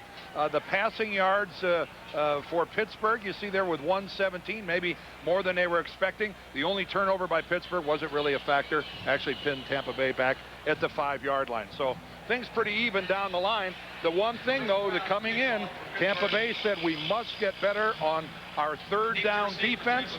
So what have they done? They come in averaging 50%, which is horrible. They allowed Pittsburgh to convert 4 of 6. So for 66%. So Tony Dungy obviously has to be mad about that. And rain is only, a half-mile away. Looking off in the distance, there's some showers, but perhaps we'll sail around Raymond James Stadium. Rabi Abdullah and Dwight Smith deep as Tampa Bay will get the ball first. And this young rookie Smith from Akron University has come close to breaking a couple. They like him a lot. In fact, as a potential cornerback, they feel already that he's ahead of where Donnie Abraham and Rondé Barber were in their rookie year. Well, if you're a zip, you better be able to run. Oops. Smith fumbles the ball, picks it up. and pinned on the sidelines, able to get back out across the 15-yard line, and then is hit by a wave of Steelers. Bonnie? Dick, the rain's a little less than a half a mile away. It's here. That was a fast half a mile, wasn't it? The most glaring stat on Bill Cowher's sheet at halftime was Keyshawn Johnson. 6 catches for 95 yards. They have to put better pressure on Brad Johnson. He said, we want to mix it up. Put pressure on him sometimes, back off a little bit. And one other little tidbit. I asked Cowher how often they practice that Bettis touchdown throw. He said, we tried it Friday, and let me tell you, it was the worst throw I had ever seen. And then in game time, Bettis delivers a perfect spiral. With Shower now hitting Raymond James Stadium, Dave Moore, the tight end, unable to hang on to that pass in the flat. Dwayne Washington covering. Well, it's a swarming Pittsburgh defense, and that's exactly what we saw in the first half. Deshae Townsend coming off the corner blitz, gets a sack, pressure up the middle, down goes Brad Johnson. 2 times Jason Gilden swats away the pass, and Dwayne Washington almost comes up with the interception. But that's nothing new. The only team in the league with a 3-4 base defense, 4 linebackers that fly around, and the tradition of excellent defense continues in the Steel City. And all the more difficult for the offense now with the rain falling. And Brad Johnson working with a wet ball. Fires incomplete. Oh, what a collision. As that one intended for Riddell Anthony, and Washington again meeting him just as the ball arrives. Well, these thunderstorms were not a surprise. They've been predicted, and so here they go. The minute it starts to rain, Tampa Bay goes to the aerial game. And boy, did you see that ball come off of Brad Johnson's hand. It was a wobbler all the way, although he got it to Anthony. 3rd and 10 from the Bucs 16. 4 wide receivers out of the shotgun. Johnson steps up and is dropped right at the line of scrimmage. The 16 for no gain. Joey Porter, number 55, with Earl Holmes to support, and 3 and out for the Buccaneers in the rain. And Clyde Christensen, the offensive coordinator at Tampa, thinks, I guess, that he'll throw Pittsburgh a change of pace by not giving them Dunn or Alstott. Goes for 3 consecutive passes, netting nothing. Mark Royals will kick from around his 5-yard line. Poteet for Pittsburgh at the Steeler 45.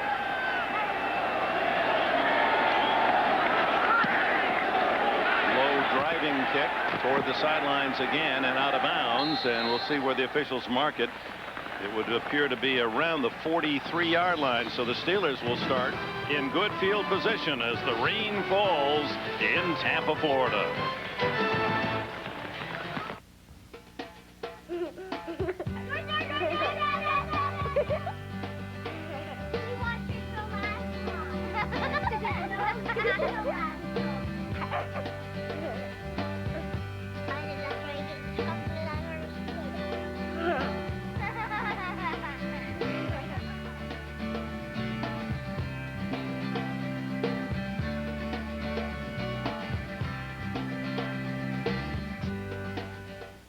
Is there a problem?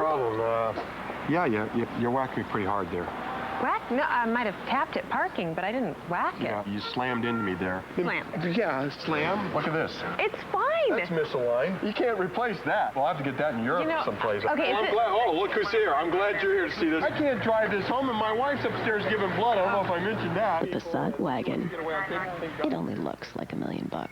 Oh, I'm not an internist, but I think I got some bleeding going on here.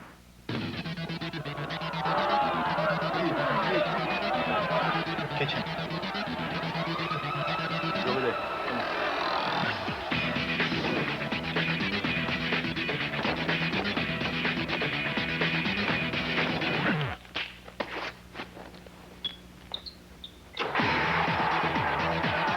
Smirnoff Ice Premium Malt Beverage.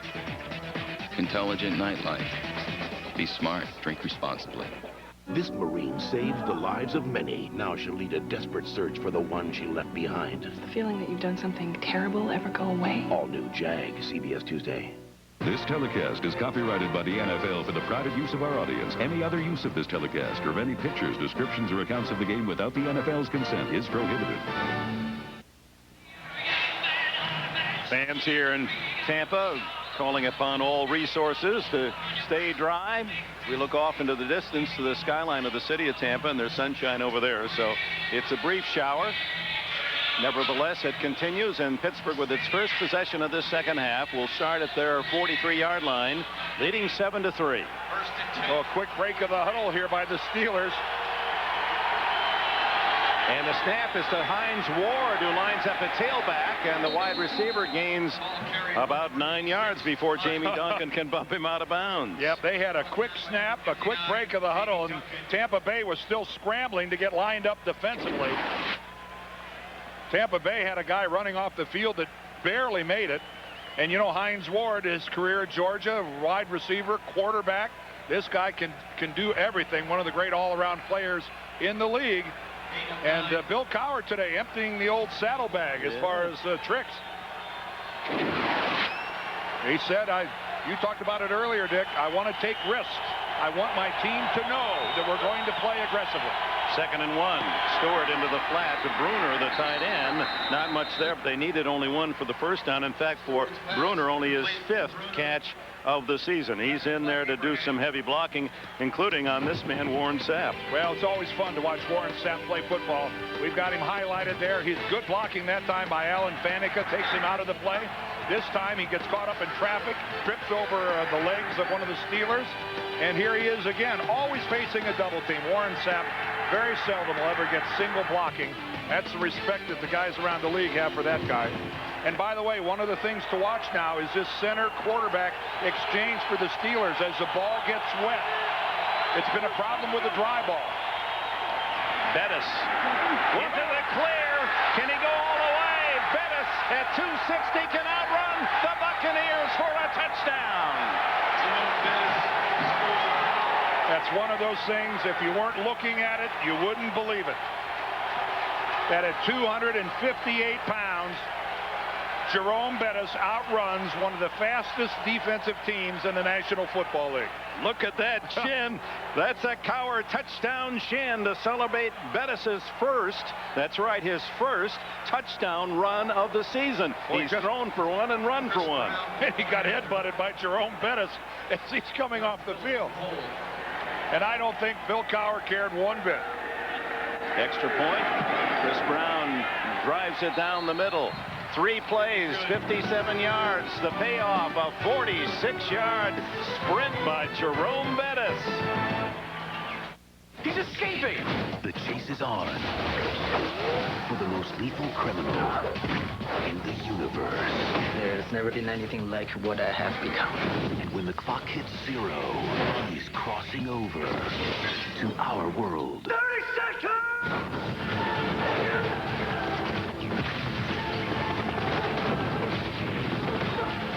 Jet Li is the one. Rated PG-13. Opens November 2nd. Great night for a swim. I don't have my bathing suit. That's okay. Neither do I.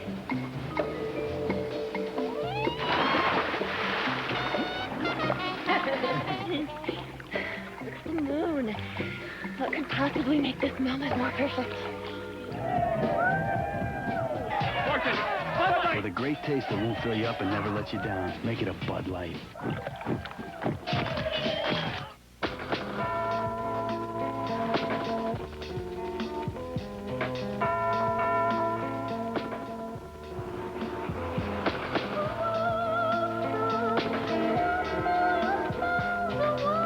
Speak now or forever hold your peace.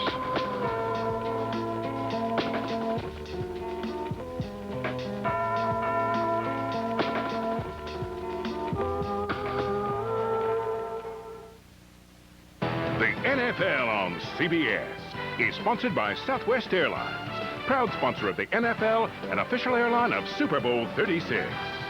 The One, starring Jet Li, rated PG-13, and by Volkswagen. On the road of life, there are passengers and there are drivers. Jerome Bettis with a 46-yard run makes it 14-3, the Steelers. And there's his career total, 10,282. And with that last run, he has moved past Otis Anderson into the number 13 spot in NFL history. Dwight Smith. And he's wrapped up at the 23-yard line. Let's go back to Bettis's long run. Well, we saw his career numbers. You know, Jerome Bettis has been doing this for a long time. When you put 8 men in the box and you got a lot of guys close to the line, if by chance the guy breaks through, watch from the left, the blur right there. That's John Lynch, who lost his footing coming up. So instead of a real hammer hit on the bus, it's a clean whiff. Watch again the blur coming in right about now. There he goes. That's John Lynch. And once Lynch is past him, Jerome Bettis outruns everybody.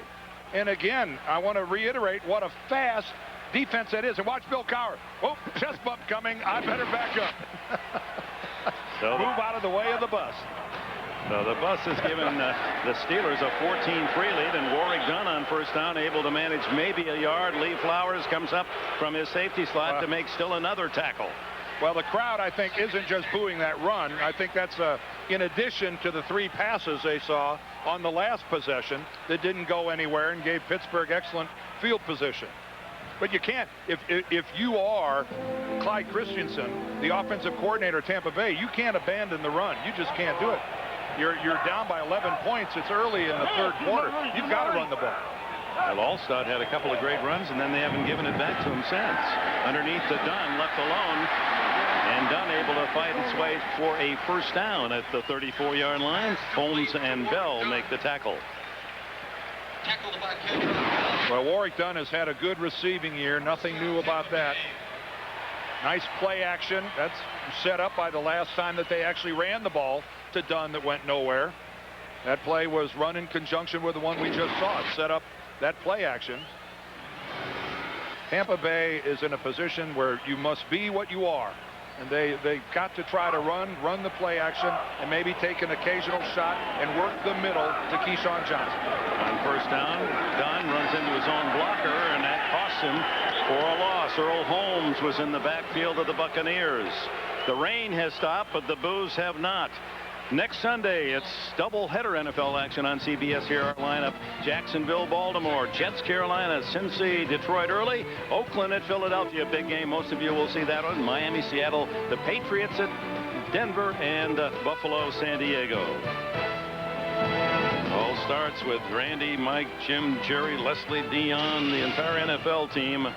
For more, go to NFL.com, the official source for all your NFL information. AOL keyword NFL.com.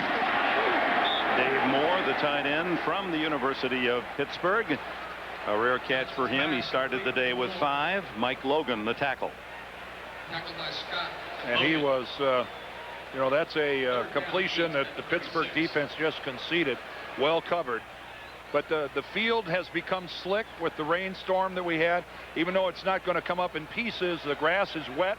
So going in and out of cuts, running patterns, making a break on the ball, the guys are going to have to be a little more careful. Make sure they've got their feet underneath them. 3rd and 9. Johnson, good protection to the sideline. Diving catch, is it good? No, they're going to rule him out of bounds. Dwayne Washington's covering Carl Williams. Williams, valiant effort, but hit the sidelines first.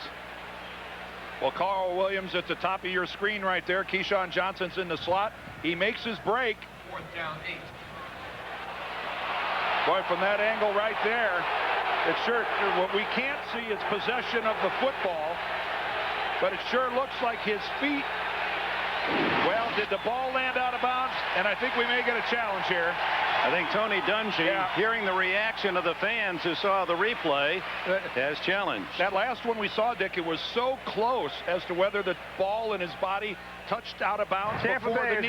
is challenging the ruling on the field that the pass was incomplete. And Ed Hockley, our referee, correctly explaining the rule on the field was incomplete. So let's watch his knees. No, he's out looks of like bounds. his elbows come down holding the football out of bounds before he gets anything inbounds.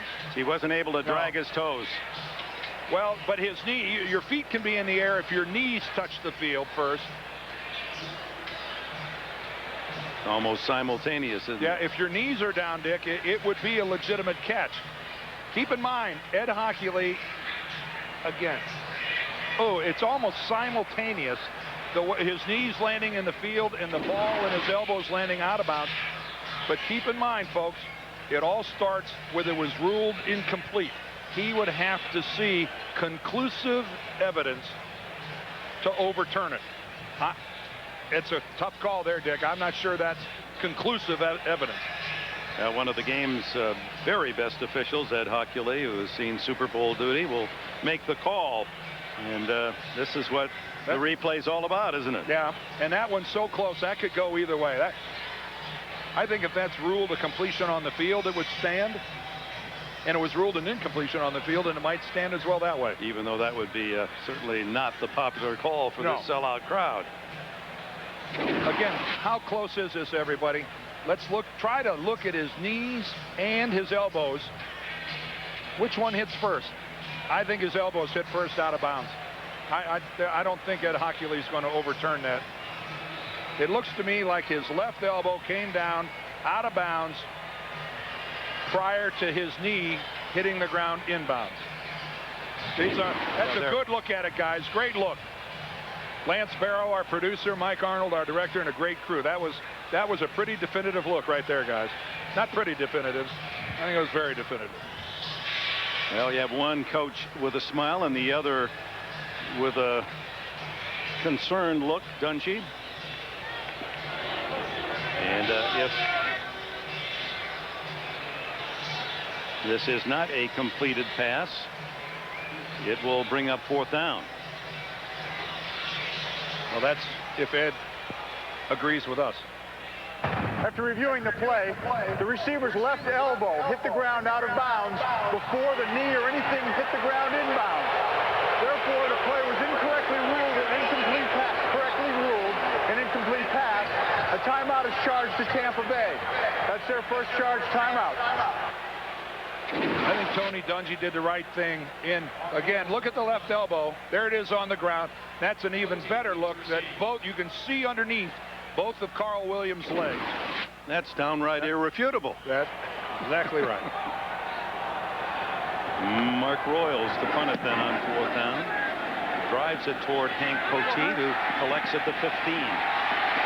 And he is collected as well. Frank Murphy, the wide receiver, number 87 downfield to make the first hit, supported by Dwight Smith, number 26.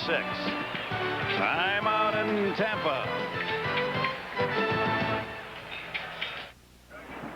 Let's look at what makes the dome structure of great importance. You see, its circular design allows for maximum volume in a minimum space. So, an amazing number of people or things can actually fit in a relatively small area. With such an efficient design, it's a wonder domes aren't seen more often today.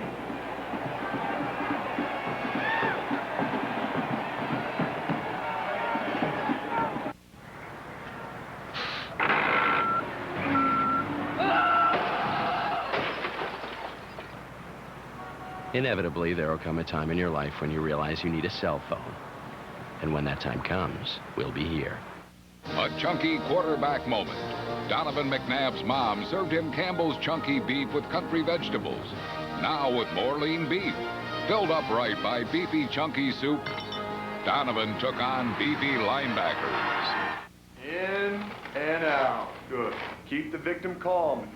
And 1, and 2, and 3. Okay, there you go. That's over 100 channels, sports, news, digital music. Installation's free, and it's only $31.99 a month.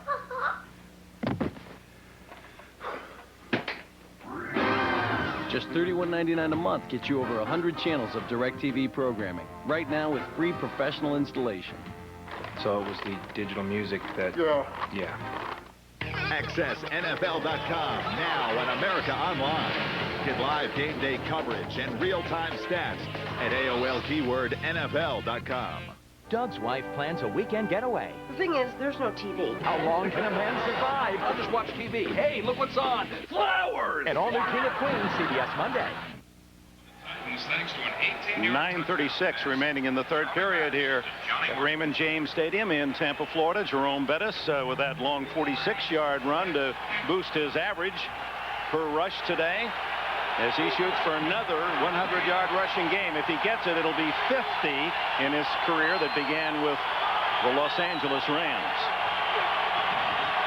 Stewart, very close to picked off by Donnie Abraham, intended for Plexico Burress. Now that's what's called squatting on a receiver. Donnie Abraham is all over Plexico Burress. No, not respecting a deep pattern whatsoever. That is just, that's the NFL term. That's a squat by a cornerback right on top of the receiver. Bruner and Tuman now as Power goes with a double tight end set. Bettis in the backfield.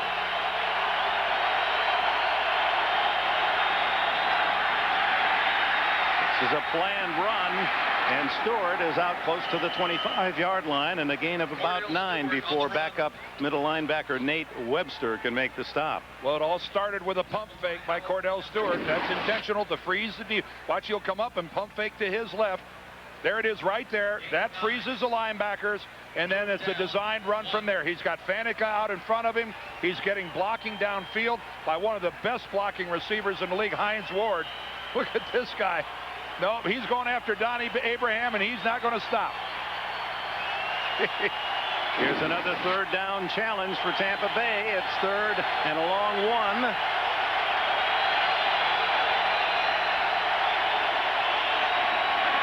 And it's Bettis outside and to the sidelines at the 40-yard line. So that makes it 5 out of 7 conversions on third down by Pittsburgh.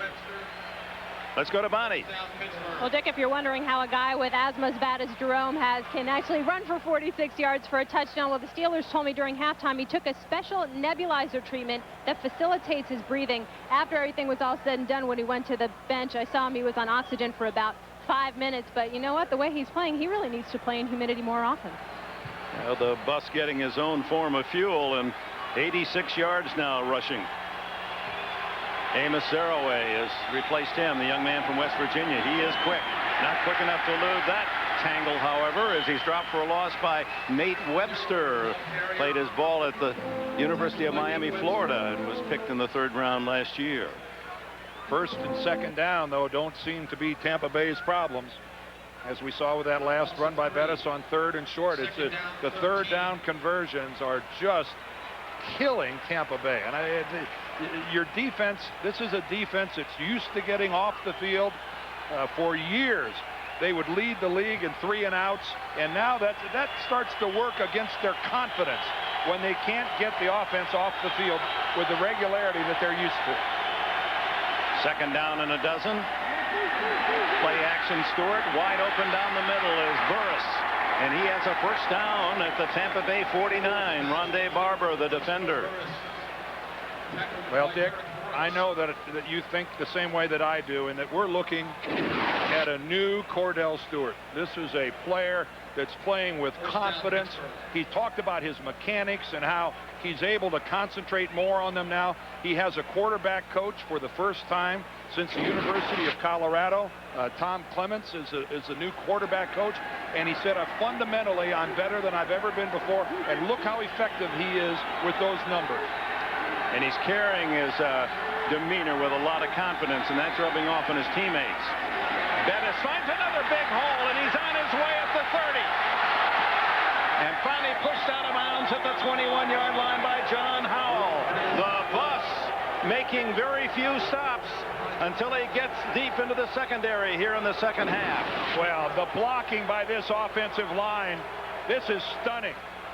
They are just, look at the crease in the middle. Both linebackers are split to both sides, right between right guard and right tackle. Marvel Smith, Rich Tilsky, Jeff Hardings, Alan Faneca, Wayne Grady. That's just superb work. That is just great work. 29 more yards for Jerome Bettis. He's over the 100-yard mark for the 50th time. First down at the 20. Stewart wraps picked up in the backfield, and there's a big play from Anthony McFarland. Booger from LSU, and he was the only man who didn't buy into the fake by Cordell Stewart. Well, buy into the fake. He almost took the ball away from Cordell Stewart. Look at that. I mean, McFarland reaches out. He's being blocked by Jeff Hardings, the center, or attempted to be blocked. Boy, that was a dangerous play for Pittsburgh. Anthony McFarland almost knocked that ball loose.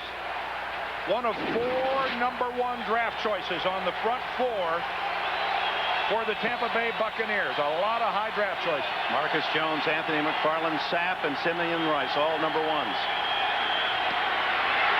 He just does get it away incomplete as Alshamon Singleton came in on a backside blitz and hit Stewart just as he threw the ball for Mark Bruner. Ooh, and Cordell doesn't see this coming right there. Here's Singleton down here at the bottom of the screen. Cordell never sees him coming. And if that would have been maybe a half a second prior, that ball would have floated way up into the air. You see that Cordell has been under some pressure today from this Tampa Bay defense. 5 for 7 on 3rd down, and Stewart in this situation, 3rd down, and Long wants a timeout. They had some substitution. They actually had 12 men in the huddle for a while, and Tampa's arguing about it. 5 minutes, 18 seconds left in the 3rd. The Steelers trying to add to an 11-point lead.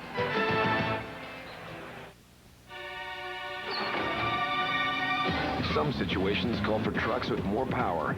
So engineer Mark Ferrone and the team have made GMC Sierras the most powerful line of pickups in the world. And to help manage all that torque, they've also given Sierra technically advanced braking systems.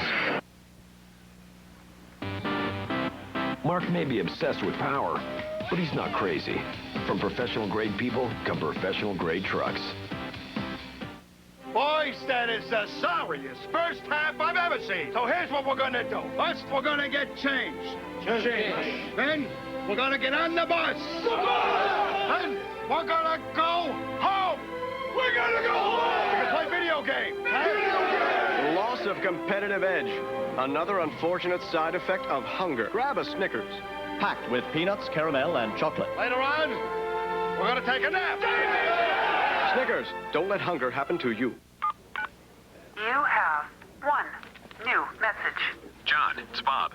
I tried tracking you down everywhere, so I'm leaving this on your cell phone. Look, about your merger meeting this morning, whatever you do, avoid the boardroom. I was talking to maintenance, and they just lacquered the table, and it needs 24 hours to dry. Man, I hope you get this. With ordinary cell phones, you leave messages, but with Nextel Direct Connect, the digital two-way radio, you get right through. The NFL on CBS is sponsored by DirecTV, the #1 digital satellite entertainment provider. And by KFC.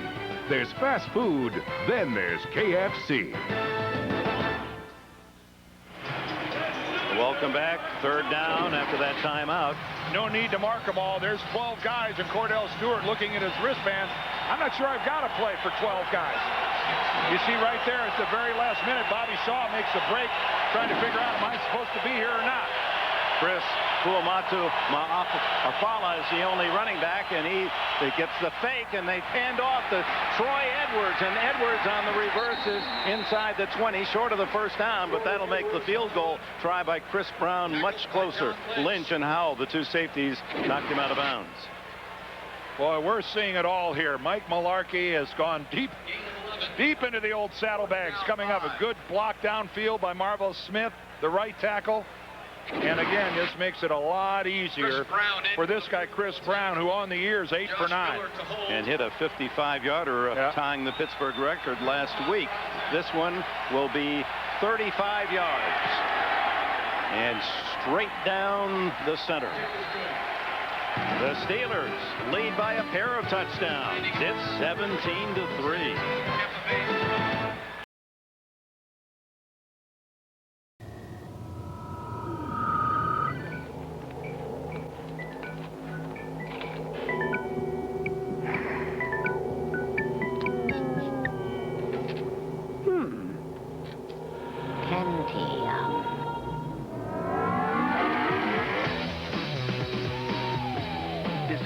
most amazing digital music and video with the Intel Pentium 4 processor, the center of your digital world. Why do I rent from Enterprise? For more cargo room, more people room, or more headroom. Enterprise. So easy, it's like having a second car. Or third. Pick Enterprise. We'll pick you up. Just Shoot Me's Laura San Giacomo, Malcolm in the Middle's Jane Kasmerick, Annabella Sciorra, ER's Juliana Margulies, and Oscar winner Marissa Tomei. Jennifer, CBS Tonight. Wednesday, The Amazing Race goes to India, where the culture and crush of humanity could spell disaster for American teams. You lied to me! All new episode, CBS Wednesday. Back in Tampa, where the Steelers have scored 10 unanswered points here in the third quarter, and a 46-yard run by Bettis and a 35-yard field goal by Chris Brown, who has it teed up, a 68-yard drive by the Steelers. Abdullah and Murphy are deep. Intense quarterback Stewart listening to some coaching advice. The Buccaneers have never had a kickoff return for a touchdown in the history of the franchise. Incredibly, 393 games, over 1,500 chances on kickoffs, never returned one for a score. Swirling wind. Just to add something to Bettis' day, he'll remember it easily because of the number 50. He has scored his 50th rushing touchdown, and he now has 50 100-yard games, and then you throw in the touchdown pass. Oh, my. Brown to Murphy. He's the fastest of the Buccaneer wide receivers. Oh, an ankle tackle registered by Zaraway that saves perhaps something really big at the 35-yard line. If Amos doesn't make that ankle tackle, it's over. Frank Murphy is gone. Nestles in right behind his wedge. The big guys, and then he, fakes it to the outside and gets back up. But when he makes his move outside, right there, Amos Zaraway is the last Pittsburgh guy that's going to have a shot at him. Oh, boy, did Tampa Bay need that. First down at the 35. Perhaps that'll spark some offense from Brad Johnson and company. Long arm fake, eludes the rush. Keyshawn Johnson broken up and no flag as it was Dwayne Washington making another good play in the secondary. Well, you thought you might see a big play because Pittsburgh came with the blitz and they didn't get Brad Johnson down. So that allows all the way across the field to come Keyshawn Johnson. And you're allowed to put your left hand on a guy's back as long as you don't move him. That was actually perfectly played by Dwayne Washington. All 6 of Keyshawn's catches in the first half give him 37 for the year among the league leaders. Give it to Warrick Dunn on the draw. And he gets about 5 to the 39. Well, college football, the Home Depot SEC game, Georgia, Florida. It all begins with Tim Brando and Spencer Tillman on College Football Today. That's coming up this Saturday. And for more college football news, go to cbs.sportsline.com. AOL keyword CBS Sportsline. Florida, Georgia. Don't they call that the world's largest party? I've never done that game. Yeah, I know what it is. These are politically correct times. Third down. You fill in the missing word between largest and party. And 6. Johnson fires to Keyshawn Johnson and a first down at the Steeler 39.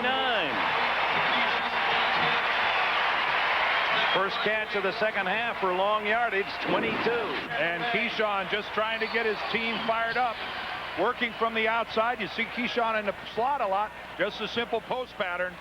But no safety help to the inside for the Steelers. Their safeties with this lead are playing really deep. You can see how far back Mike Logan was, not able to get in on that post route at all. The corners need some help on a post route. Saw Keyshawn Johnson 117 yards on 7 receptions. He is the Tampa Bay offense today. Brad Johnson eludes Gilden underneath to Dunn, and Dunn tackled from behind at the 34-yard line. Casey Hampton along with looked like Earl Holmes got a piece of the action. Thursday on CBS, Survivor is back and better than ever. Don't miss an all-new episode when the baby boomers take on Generation X. And hungry lions are on the prowl, just to add a little spice to the action. Survivor, Africa, Thursday on CBS. 2nd and 5, Brad Johnson down the middle.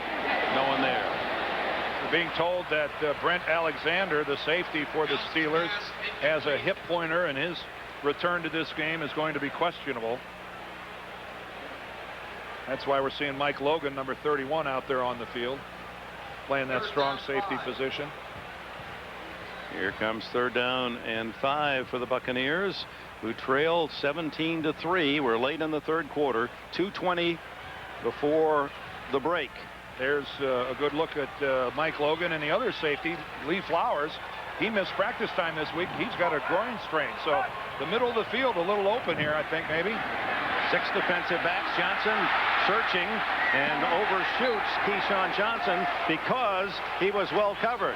Deshae Townsend was playing in front of Keyshawn, and Brad Johnson had to clear the cornerback and therefore threw it out of bounds.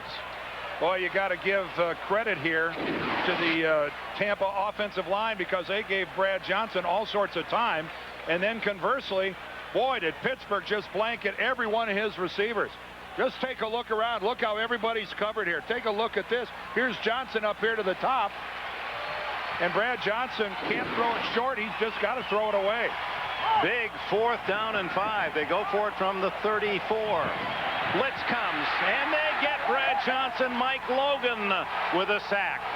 Boy, how does Brad not see Mike Logan coming? He's coming from his right side.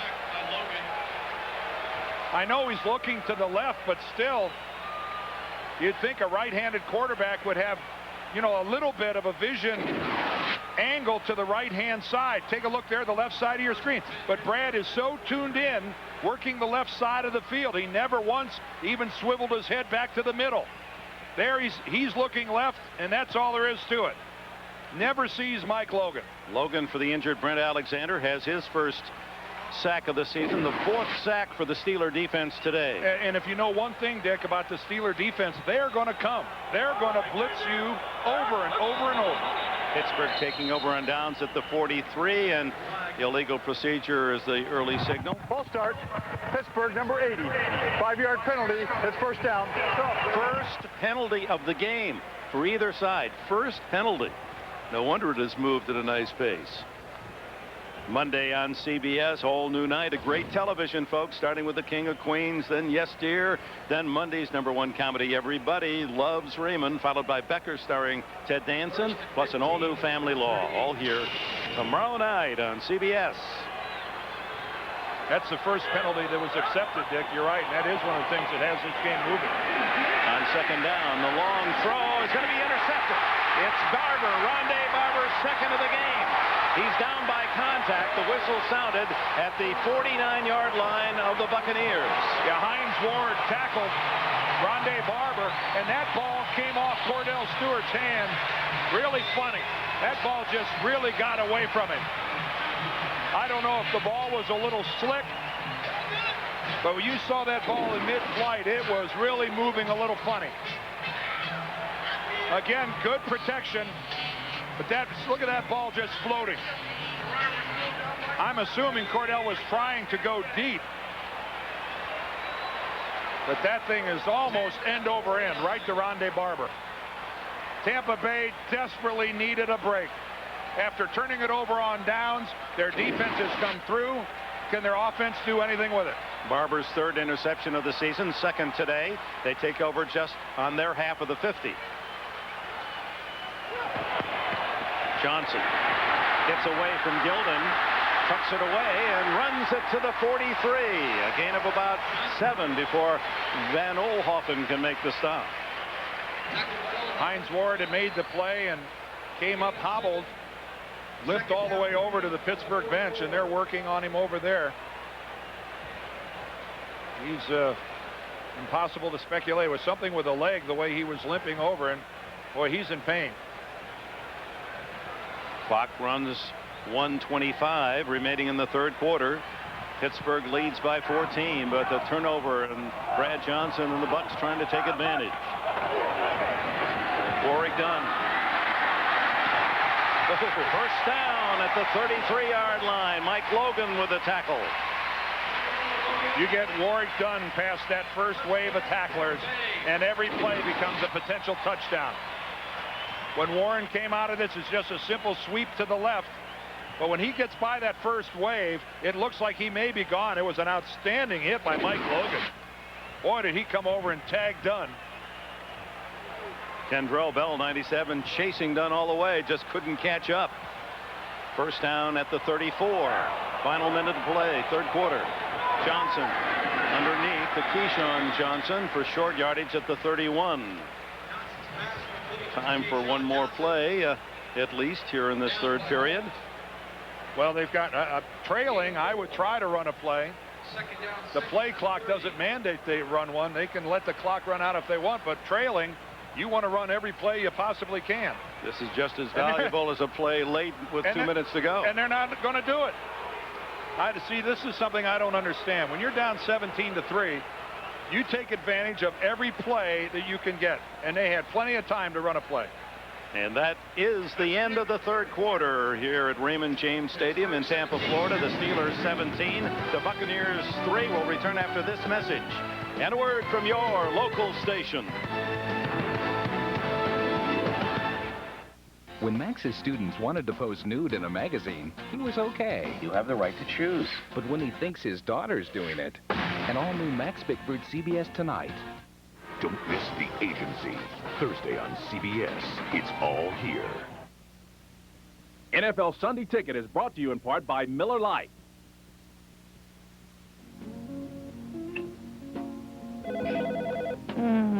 Let your machine get it. This is Mike. Leave a message.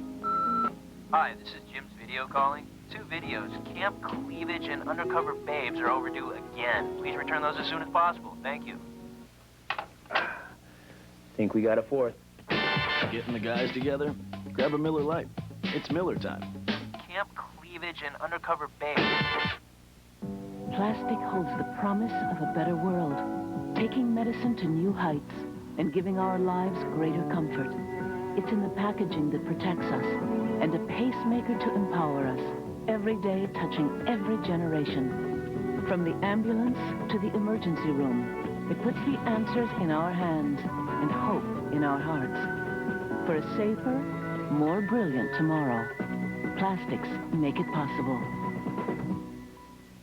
Introducing the best America Online ever. New version 7.0. It's better, faster, and easier. It's like a click and you're connected. 7.0 is fast. It's got all the new features. It's just so easy. All new AOL version 7.0. Welcome. It's everything you love about America Online. You've got mail. Now with cool new features and places to go. I'm falling in love with the new features. 7.0 is the best. Don't be a chicken, it's easy. America Online, new version 7.0. So easy to use, no wonder it's #1. Call 1-800-4ONLINE.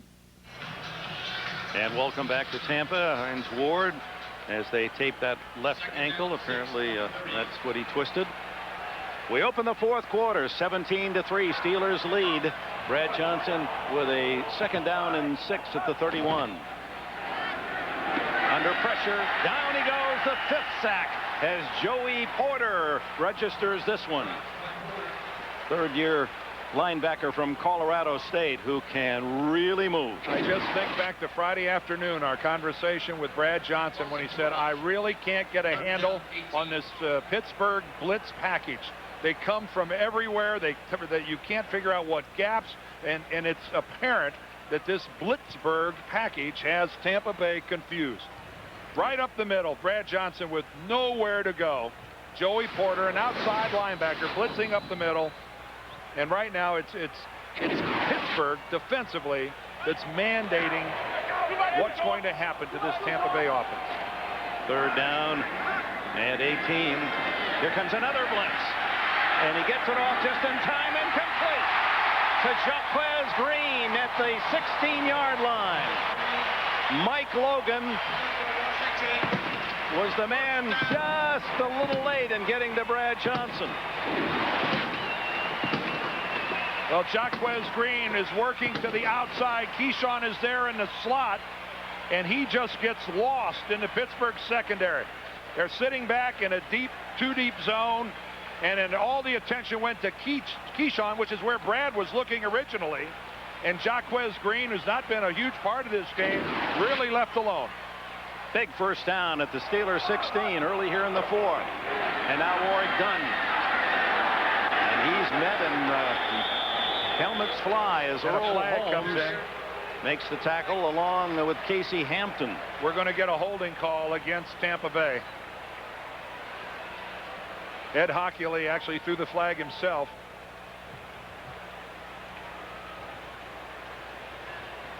Holding, Tampa Bay, number 83. 10-yard penalty. Repeat first down. Tight end Dave Moore. And that'll take it back to the 26-yard line. First and 20 at the 27.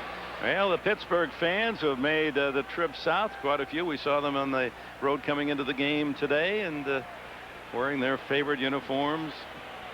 And they would talk to the Steelers when they arrived here in the hotel in Tampa, and a lot of fans in the lobby, and they were ready to cheer.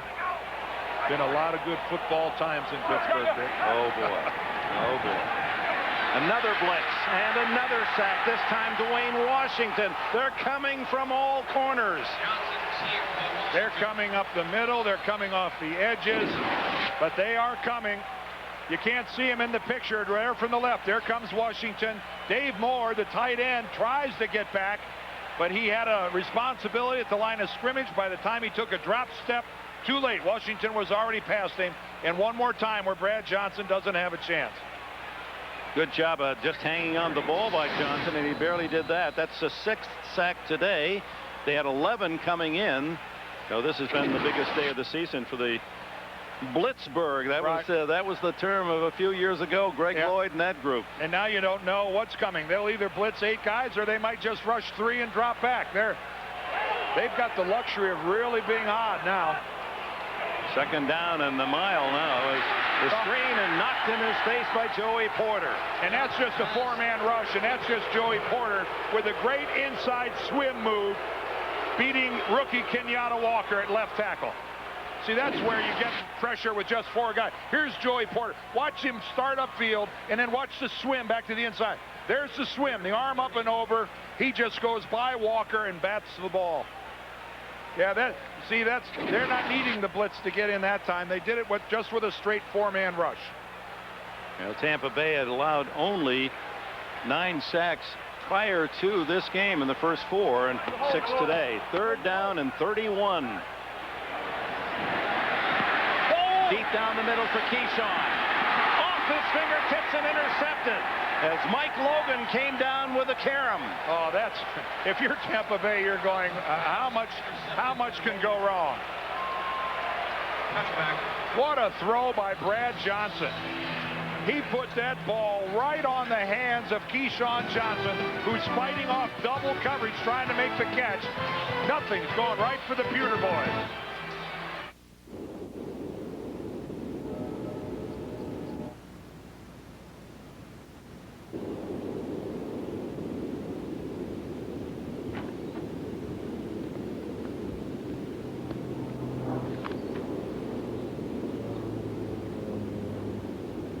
Sunday, Jim.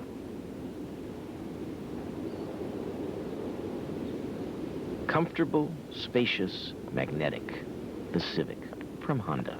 Whoa, whoa, did you bake this bread? Do you have any idea where it came from? No. So, what do you think? Don't you just love the smell of fresh baked cardboard? Subway bakes their bread fresh every day, right, Nancy? Right, Jim. Subway's got 4 new delicious Subway Selects, like the tasty Southwest chicken, all in fresh baked gourmet bread. Once you go fresh, you never go back. Subway, eat fresh! Test your football knowledge at Subway. Just upsize your fresh value meal and get one of our 2 32-ounce gridiron trivia cups. Hey, looks like it's gonna be a great race. Yeah, I guess. You're new around here, huh? Yeah. Well, good luck. It goes like this. My face, my ride, I'll take you to the top, 'cause I want it, you need it. This will not be tonight, but I'll take a little time and I'm never gonna stop. sauce. For the great taste that won't fill you up and never lets you down. Good race. Thanks. Make it a Bud Light. His name is Ayman Zawahiri, Osama bin Laden's second in command and most likely his successor. Ed Bradley reports from the Middle East tonight on 60 Minutes.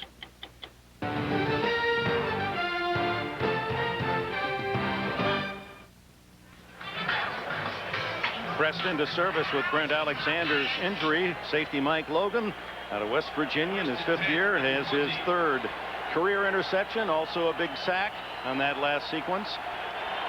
End zone interception.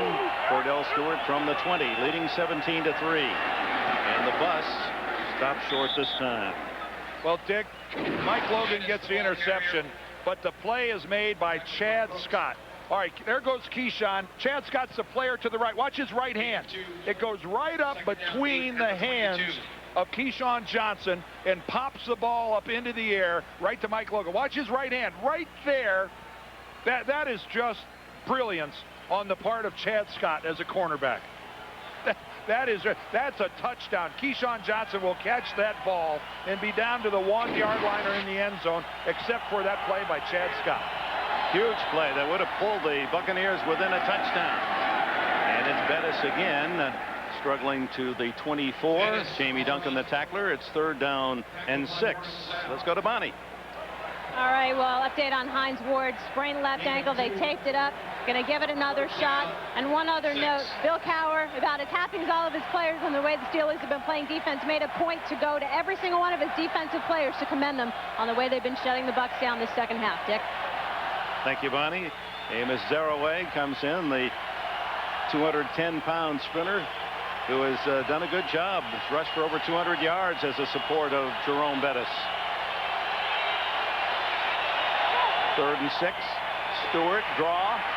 Look at the speed outside, but he doesn't get to the 30. He stopped short of the 1st down. Good open field tackles from Derek Brooks and John Howell. And the punting team on for Pittsburgh. But to no one's surprise, a very conservative series by the Steelers. Keep the clock running. Maybe Cordell Stewart can make something happen. You got a 2-touchdown lead, and you don't want to get too conservative, but in this offense, Cordell running the football is a pretty good bet. Josh Miller kicking to Carl Williams. No, he's not. He's going to boot it out of bounds, and Tampa Bay will take over at the 32-yard line when we return. 11 minutes and a second remaining in the 4th. Steelers by 14. Hey, it's Dark Mountain Roast Coffee. Real robust, full-bodied coffee. Always fresh. As good or better than any coffee house. And it costs less. Dark Mountain Roast Coffee, only at 7-Eleven. Get it while it's hot. It's always hot. Yeah. Old St. Kevin. Hi, I'm Susan McGinnis, news anchor for CBS Market Watch. CBS Market Watch is not only the place I work, it's also the resource I use and trust when I'm managing my own finances. It's where you should go first for the best information on mutual funds, retirement, real estate, taxes.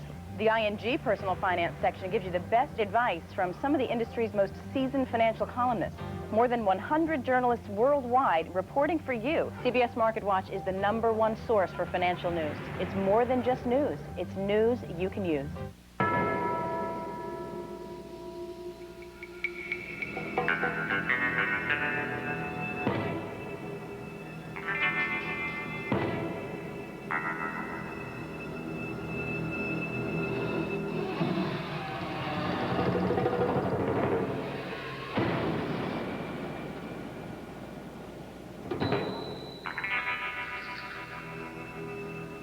The Civic HX from Honda. We should get out of here, now! This film has been given an R rating for horror, violence, gore, nudity, and some language. So be warned. From the producers of House on Haunted Hill, 13 Ghosts, rated R. Starts Friday. The NFL on CBS is sponsored by the Civic from Honda, with more fun per gallon. Your neighborhood 7-Eleven store. Oh, thank heaven for 7-Eleven. And by Circuit City. We know how you feel. That's why we're here. Circuit City. We're with you. With Bonnie Bernstein and Dan Deerdorf, Dick Enberg at Raymond James Stadium in Tampa Bay. In Tampa, Florida, 17-3. The Pittsburgh Steelers certainly have to rank as one of the surprise teams of this NFL season and are showing how they're doing it with superb defense and some timely offensive calls. Brad Johnson goes to work, goes underneath, completes a Jaquez Green. Jason Simmons makes the tackle. Well, Dick just talked about this defense. #1 ranked defense in the NFL. They just come from every angle. That time they come from Johnson's right. There's great coverage by Dwayne Washington. Another sack that time by Joey Porter. Washington off, there's Porter again up the middle. Brad Johnson is seeing everything, and that time Chad Scott with just a highlight film play by a cornerback. And I think we've got Jaquez Green down on the ground. He seems to be grabbing his leg. He was the guy who caught that last pass.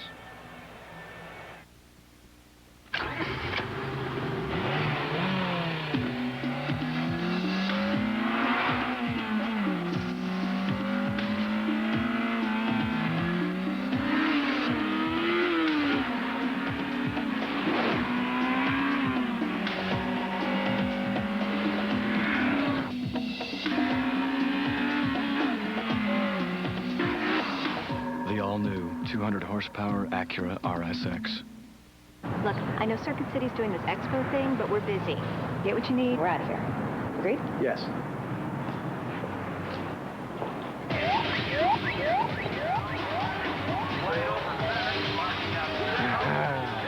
Kevin! We know how you feel.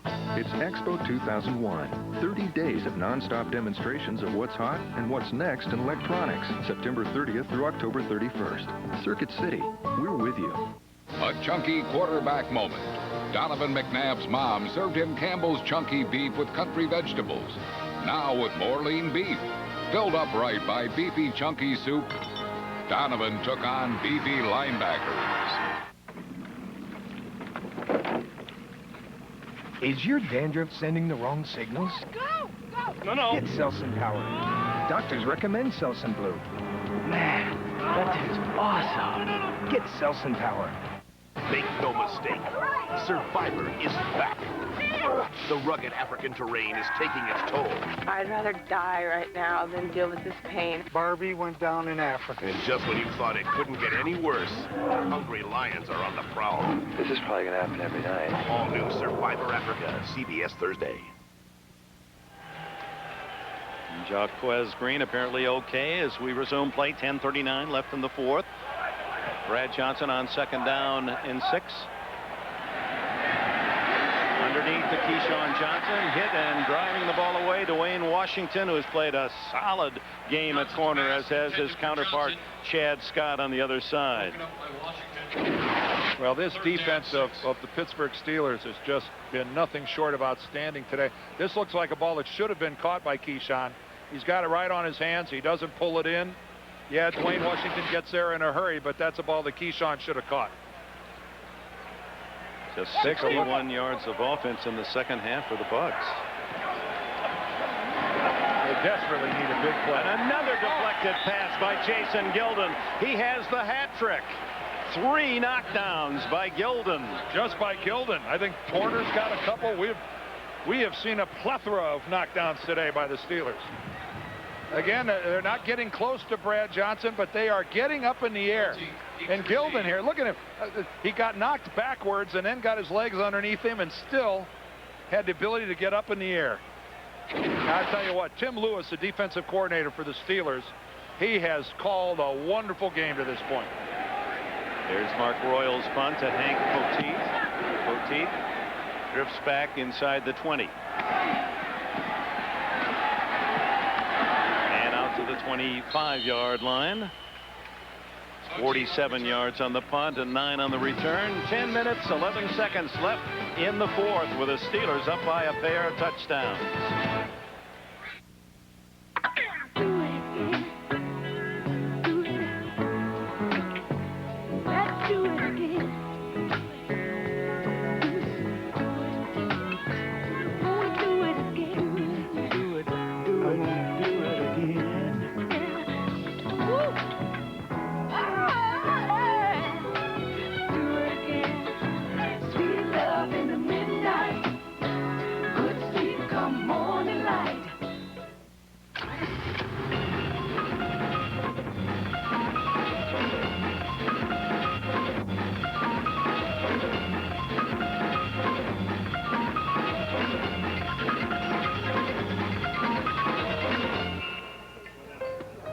Lisa? Tom. Nice to meet you. I got a little held up at work. Where's that? L.A. Introducing the 260 horsepower Acura TL Type S. This way. You're not going to believe this. What was stolen? Everything. Payroll, R&D, customer records, all the assets. How could they get everything? I don't know. You're the cops. The room is completely empty. All the assets were in this room? Everything. Ned, the servers. They stole all our servers. No, we moved everything onto that one. It's going to save us a bundle. I sent out an email. IBM E servers running Linux. What's a server? They can save you a bundle. The NFL on CBS is sponsored by cold-filtered Miller Genuine Draft. Never miss a genuine opportunity. And by Wendy's Bacon Mushroom Melt. When you gotta have one, you gotta have one. There's the #1 defense in the National Football League coming into this game, and they certainly have underlined that top role in their performance this afternoon. Well, we saw a very conservative series by the Steelers last time, Dick. Bill Cowher talked about wanting to be a risk taker. You know right now that Tampa Bay is playing run all the way. If you wanted to take a shot, this could be fun. And Bettis, the likely receiver of the handoff from Stewart, does up the middle, big hole, and he crushes his way for another 16, 17 yards before he's brought down. Make that 12 yards on the play. Well, if that's Tampa playing run all the way, maybe Pittsburgh doesn't have to take a shot. Boy, you pretty much know this is coming. Look at that blocking up the middle. Boy, we saw the umpire hit the ground really quickly there. Steve Wilson's our umpire today, and he gets blindsided. That's one way to make sure he doesn't call holding on a play. Fortunately, he's okay. Pretty tough to throw that flag from your back. 132 yards now for Bettis, who certainly has been the offensive star. Gets it again. Grew up in Detroit. Oh, it's a ball, and it's picked up. They rolled him down. Yeah, he was down. Warren Sapp finally in to make a tackle. He's not been called very often today. Each team has 2 timeouts, in case you're wondering. At first glance, it sure looked like there was no question that Jerome Bettis was already on the ground before the ball comes loose. And yeah, he not only hit the ground, he slid forward a foot or so before the ball squirted out. Give Bettis another 5-6 yards on the carry. Yep. Yeah, he's way down before the ball comes out. As Dan mentioned, bowling ball style, and that's been in the family. They're outstanding Michigan champions, in fact, in the family. He's a kegler of the first degree. Russell down at the 47-yard line by Jamie Duncan. Well, your team has 2 minutes left, 80 yards to go, no timeouts. You're down before. Which quarterback do you want leading your team? There are some possible choices. You can add your own if you wish. Just log on and cast your vote at NFL.com. Last week we asked which team would win the AFC Central, and by a close margin, you voted for Pittsburgh to beat Baltimore for the AFC Central. I'm writing in Carl Sweetan. he's my choice. Well, you never know about Carl. Yeah, write-ins are allowed, aren't they? Ryan, sure. 3rd and short. Bettis again. Head down. Plows close to a first down. Duncan makes the stop. Clock continues to run. 7:45. Well, we talked early. You heard Bonnie talk early on about Jerome Bettis and how the asthma and the humidity were a bad combination for him. Well, okay, I'll save a little energy. Instead of running for a touchdown, I'll throw a touchdown pass to Jerame Tuman. But then the bus showing just unbelievable speed. Ran through a red light. He ran through a red light, the bus on that one. And then he ran over his coach on the way back to the sideline. But Donnie Abraham, the cornerback, was chasing Jerome Bettis for the last 25 yards and didn't even close the gap between the two. And now on 3 carries, he picks up another Steeler first down. And at this point, the weight of steel sinking the Buccaneers ship in Tampa today. And I can tell you as a former offensive lineman, Dick, there's nothing more satisfying to an offensive football team and an offensive lineman in particular than holding a lead, having the other team know you're going to run the football and run it anyway. That is the ultimate in your face. Amos Zaraway now at tailback.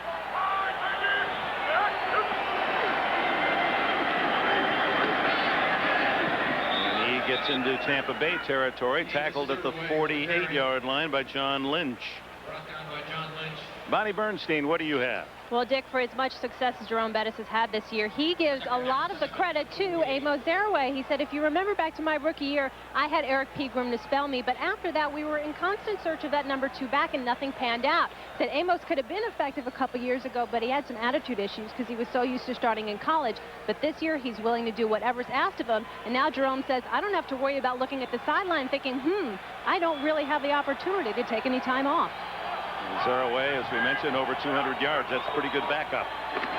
Gets it again. Great speed, and he has a first down at the Tampa Bay 37. Amos wasn't tackled. He just fell down. He put a move on air and fell down. I think Amos was a little surprised when he broke through as cleanly as he did. Now, this is not a violent collision. Doot, doot.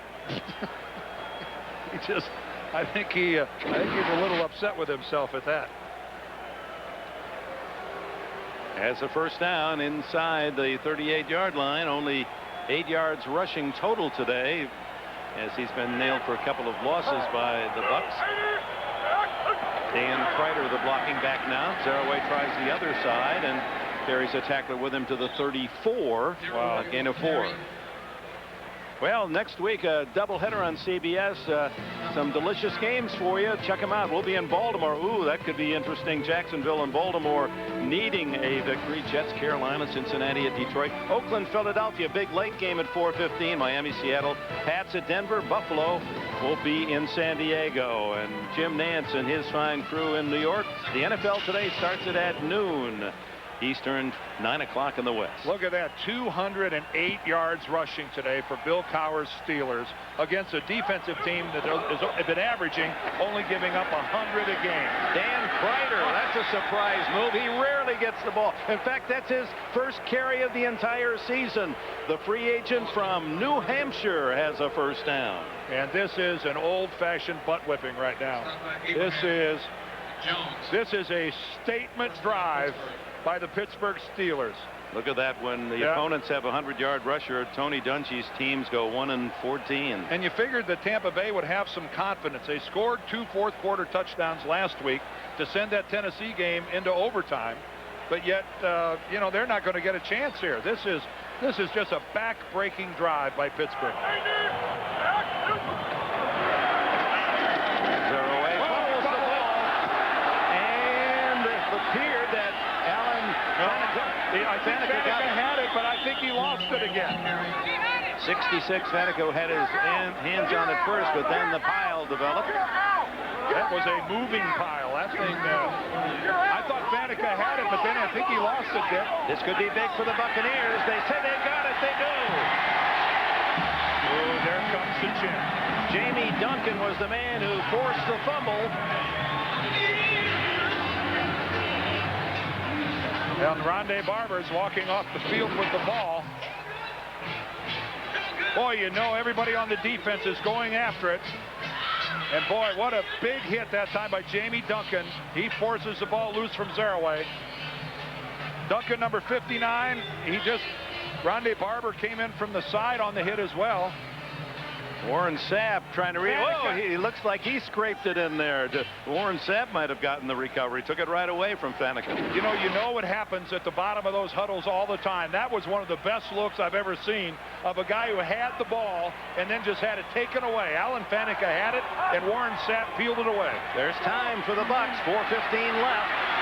Johnson, however, runs out of time as Kimo von Oelhoffen has part of this sack parade, his first of the season, 7 on the day. Well, this job of coverage by the Pittsburgh linebacking and secondary is just sensational. Now, it's also an illustration that Tampa Bay, Dick, has precious little speed at the wide receiver position. They really don't have the ability to stretch the field, and it's really hurting them. Johnson pumps, and now he's sacked for the 8th time, and how frustrating it must be for the Buccaneer fans. Gilden and Van Oelhoffen collaborating on that sack. Well, again, just take a look downfield. Let's roll this thing from up top. Another coverage sack. only rushing 4, dropping 7. You got a dump-off guy down here, but it's all you got. Underneath, incomplete, and intended this time for Murphy, Frank Murphy on a slant, but Dwayne Washington, how many times have we called his name today? Washington in his 8th year out of North Carolina State. He has been superb, that ex-Viking. Well, Dwayne Washington and Chad Scott give these Steelers a real luxury at the cornerback position. 2 solid guys. The defensive coordinator, Tim Lewis, knows he can count on. And there is Tim right there. Remember Tim, he was a fine defensive back in his own right. He drafted #1 by the Packers back in 1983. Had a pretty serious neck injury that forced him to leave the game in '86. But Tim Lewis has called a masterpiece of a game today.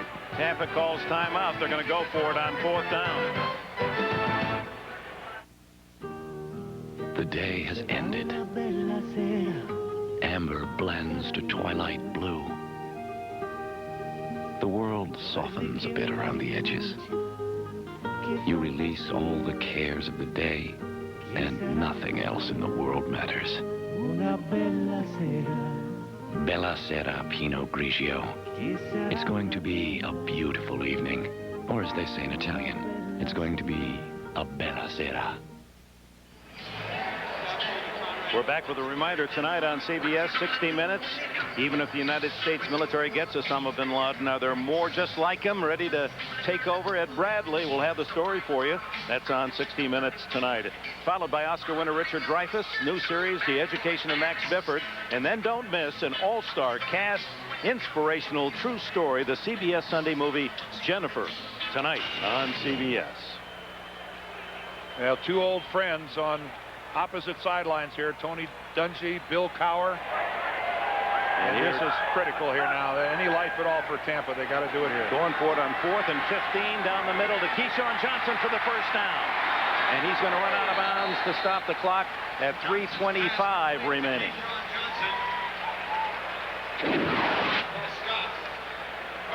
Well, from all the way across the field, a crossing pattern here by Keyshawn. Well, you see how he made the move there to get behind Earl Holmes? He wanted to run that crossing pattern between the linebackers in front of the safeties. And all this is just camouflage. 3 guys clearing the field so that Keyshawn can work underneath. A good look at the way that was set up. That was intended for Keyshawn Johnson all the way. Those 3 were nothing more than clearing patterns. Johnson again searches the field. Johnson with his 10th catch of the game. Keyshawn has 10 and 41 on the young season, and a first down at the 45 of Pittsburgh under a loose zone. And now Keyshawn is limping a little bit as he gets up. Maybe he's trying to set somebody up. Only 1 timeout left for Tampa Bay. We're 3-minute mark of this 4th quarter. Keyshawn right there in the slot. Johnson goes the other way to Riddell Anthony, and Jason Simmons with the immediate tackle after short yardage. And Simmons, I think, Dick, is hurt. He's got to go off the field. So Keyshawn is limping, and Jason Simmons of the Steelers, who just made that tackle, he got up hurt. Brent Alexander, injured earlier, returns for the Steelers. This is Keyshawn right here. You see him catch the ball. Boy, hard to see how he hurt himself there, but he certainly did. It forced him to the sideline. The ground. He's one under his career high of 11 catches with his 10 today. Johnson blitz, and down he goes. Joey Porter has another. Porter showing you why he is one of the most feared outside linebackers in the league. Boy, does he shoot through it like a halfback. Well, he has 4.64 speed, and you see you think they just give you a jersey and say you're a linebacker for the Steelers and you just play great? Just plug him in. For how many years has it been? 30 years. Yeah. Joey, who's an outside linebacker at that time, just played down defensive end. Underneath, however, in this one to Carl Williams, and Williams is close to a first down at the Pittsburgh 36 with 2:22 in the clock running. And Tampa only has 1 timeout remaining. And Brad Johnson will sneak it for the first down to get some more 4 more downs. By the way, 9 sacks today by Pittsburgh. Their all-time record, Steeler record, is 10. They've done it 3 different times. 2-minute timeout. Tampa Bay desperate to get a couple of scores.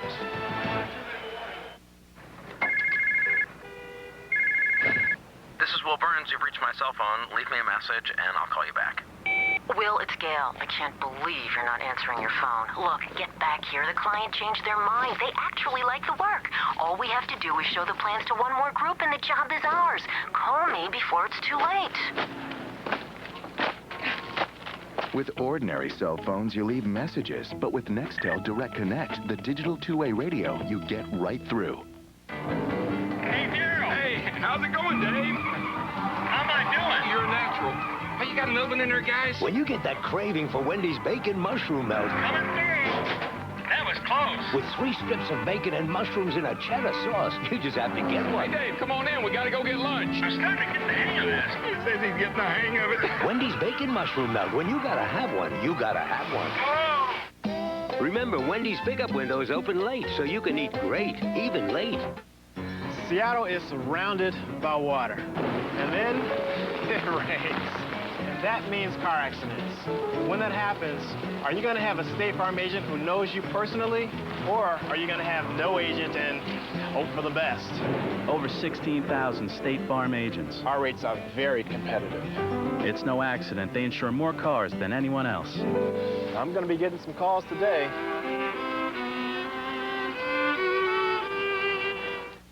A nuclear bomb was hidden under this New Jersey house. Powerful enough to destroy the center of a large city. And it's just been stolen. We have a serious situation here. Now the agency must find it. There's the bomb. Before it gets into the wrong hands. The American people are safer for our actions today. An all-new agency, CBS Thursday. Jerome Bettis with a touchdown run of 46 and a touchdown pass today to lead Pittsburgh to the 17-3 lead. Did you ever score a touchdown in your career, college or football? None? No. Never a fumble? No, I tried a couple times. I had one I was going to get. Conrad Dover took it away from me. The long throw by Johnson is incomplete, intended for Frank Murphy, and the fans want a flag. Kind of the way Warren Sapp took that one away from Alan Faneca down there. Dover took your touchdown. My own teammate did it to me. Well, Tampa Bay trying so hard to get back into this football game. Oh, Dwayne Washington is still got the coverage after the double pump. He didn't bite on it. A lot of hand checking. A lot of hand fighting going on down there. And the officials in this game have really let the receivers and the DBs go at it. Second down and 10. Buccaneers need a quick score. Number 10, that ties the Steeler record, and Porter has his 3rd of the game, plus countless pressures. Yeah, well, the education of Kenyatta Walker, the left tackle, continues there, number 67. Joey Porter gives him the inside fake, comes back upfield, and just freezes his legs. 10 sacks today allowed by Tampa Bay. Not only ties the Pittsburgh all-time record, it ties the Tampa Bay record for most sacks allowed. Johnson underneath, complete to Carl Williams. And Williams is down to the 26-yard line. This will be a long week of practice for the Tampa offensive line, Dick. That's a lot to overcome. Timeout. That's the last timeout for Tampa Bay. Coming up on the Subway postgame show, Jim, Mike, Randy, and Jerry have all the scores of the early games, the top highlights. You'll get all the latest NFL news getting ready for the second games coming up on the Subway postgame show. So no timeouts left for the Bucs. 1:18 remaining. Their only hope is a quick touchdown score and an onside kick. But the Steelers, who have been a very stingy lot today on defense. And on the road, too. That's what has to please Bill Cowher so much. Tony Dungy's team has such a home field advantage here at Raymond James Stadium. Again, they're 20-5 here at home since this stadium opened in '98. And right now, question marks surround this Tampa franchise. They're just not able to put any points on the board only last week, and then they lost in overtime at Tennessee. It's a right hip flexor, which has sent Keyshawn Johnson to the Tampa sideline. Johnson, Brad Johnson underneath to Carl Williams, and he has the first down. If they can just get this thing in the end zone, Dick, we're gonna have an interesting onside kick. Here goes their cannon, which they shoot when you get in the red zone. We'll figure that. Brad Johnson underneath again, complete. This time to Frank Murphy, and Murphy with a tough catch at the 11-yard line. Clock running down to 51, 50 seconds left. The Bucs with no timeouts left. Johnson into the flat, complete. Murphy out of bounds to stop the clock with 37 seconds. First and goal at the 4. The Subway postgame show is next. All the scores and highlights, latest NFL news. Subway postgame show follows our final gun. Ball at the 5-yard line as Bill Cowher's defense digs in.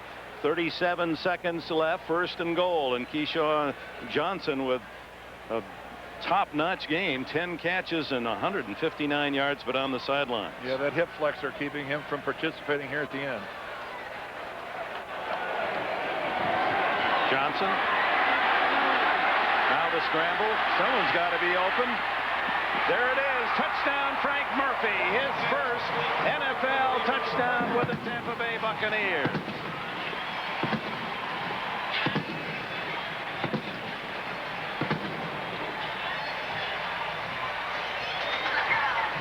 Well, right now, over on the Pittsburgh bench, it's a case right now where Jay Hayes, the special teams coach, is going to try to get all the hands guys together and go over their drill on how to defend the onside kick, which you know is going to come. Gramatica to try the extra point out of Mark Royal's hold. And Tampa Bay draws within 7 with 28 seconds left. Pittsburgh 17, Tampa Bay 10. A good job that time by Brad Johnson of staying alive. Going to end up, he got the double pump. He faked it once. He really wants to go to the left. Finds absolutely nothing, and without any pressure is able to come back to the right. Bill Cowher won't be too happy that there was no upfield pressure from the right side so that Brad Johnson could get out and have a clear look downfield. Frank Murphy becomes a target, which is all you ask a wide receiver to do. Make yourself visible. 80 yards and 16 plays on that drive, and Murphy with his first NFL score to make it 17-10. Now the onside kick. There is Jay Hayes, the special teams coach for the Steelers, brother of Jonathan Hayes. Jay was an assistant at Notre Dame, I think, when Jerome Bettis played there. Well, they line up the strength to the left to the Buccaneers. And Gramatica tees it high and tries to clip the point of the ball. Gramatica is going to try to do something dramatic. They hope so in Tampa Bay. And they got it. It appeared Tampa Bay was able to recover it at the 44. Brian Kelly was the man that had his hands on it. Officials getting a lot of help from the Tampa Bay bench. Well, we saw last time how that ball could change hands. Who knows how many times before they get the bottom of this.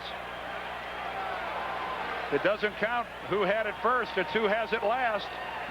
Yeah, they're pointing. Whoop.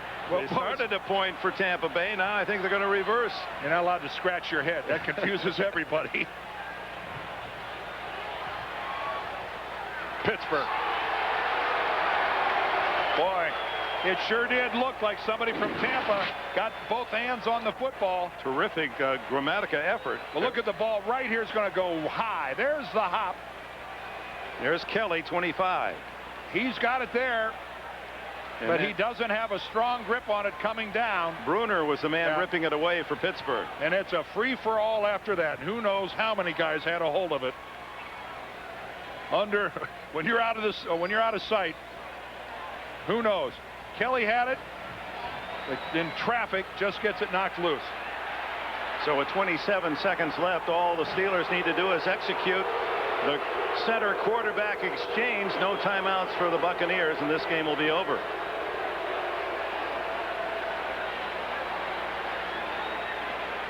No easy accomplishment to go up in that crowd and bring it home. Recovered in the air by Tampa Bay number 25. He came to the ground. The moment he hit the ground, he had control of the ball, and the play was over. Therefore, it is Tampa Bay's ball, first down. Oh, they're going to say that he had control of the ball? It didn't appear. Should read 28 seconds. 28 seconds on the clock. 28. No, he doesn't have control of the ball from that shot. Ball was coming out. Well, it looked like it was coming out. Question is, when he went out of sight while he was still in the air, did he put it away, Dick?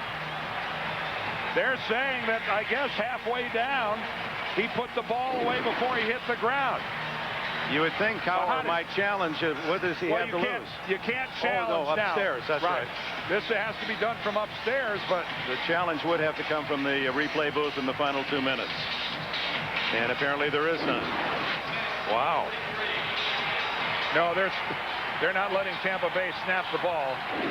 Yeah, you've got to look at that more closely. I don't know if we have any other angles, but the fact is, if they ruled on the field that he had possession of the ball, it doesn't matter. It's not reviewable anyway. We're back to that means the whistle had to have blown.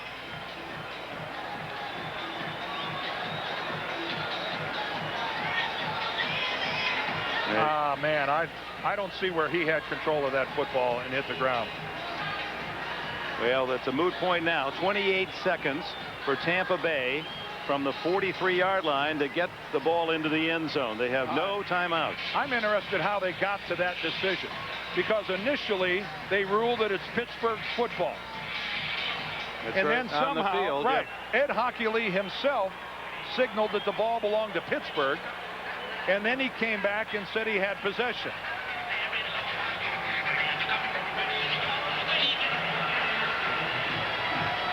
You know, we got two different rulings on the field.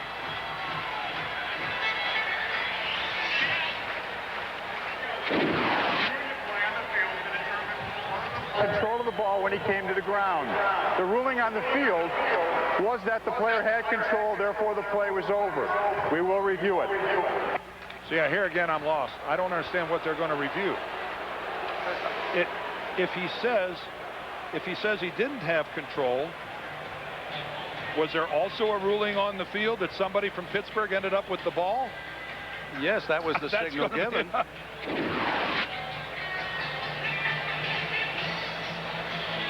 So he's got it here, and right about here it's coming out. But I'm back to my original point, Dick. If the ruling on the field was that he had possession of the ball and recovered it, that means the whistle had to have blown there. Is not the play over? Isn't it over? How can you have it both ways here? That's what I'm not completely understanding. Well, that's why they call it an inadvertent whistle in this situation. Bruner appeared to be pulling it away, and then it's a matter of who recovers the ball, and then that ruling was that the Steelers recovered it. But do we know that Bruner was the guy who recovered the ball for Pittsburgh? Well, that was the signal given. This is just very confusing. At first, it's Pittsburgh's ball. Secondly, they say it's Tampa's ball. And in my estimation, they're reviewing what isn't reviewable.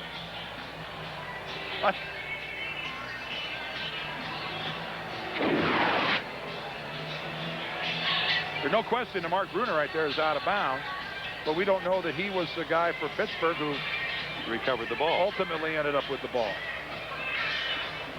Well, this is a moment where those Tampa Bay fans who have stayed for a possible miracle ending certainly would be anticlimactic here if after all of this they rule that it's not the Bucs' ball after all. Not somewhat of a worried expression from Mr. Hockley. Well, he's talking to the guys upstairs. He's talking to the replay observers. They're going over the rules right now. He's not looking at evidence now. He's listening to. They're trying to gain some sort of a consensus on what is the right rule.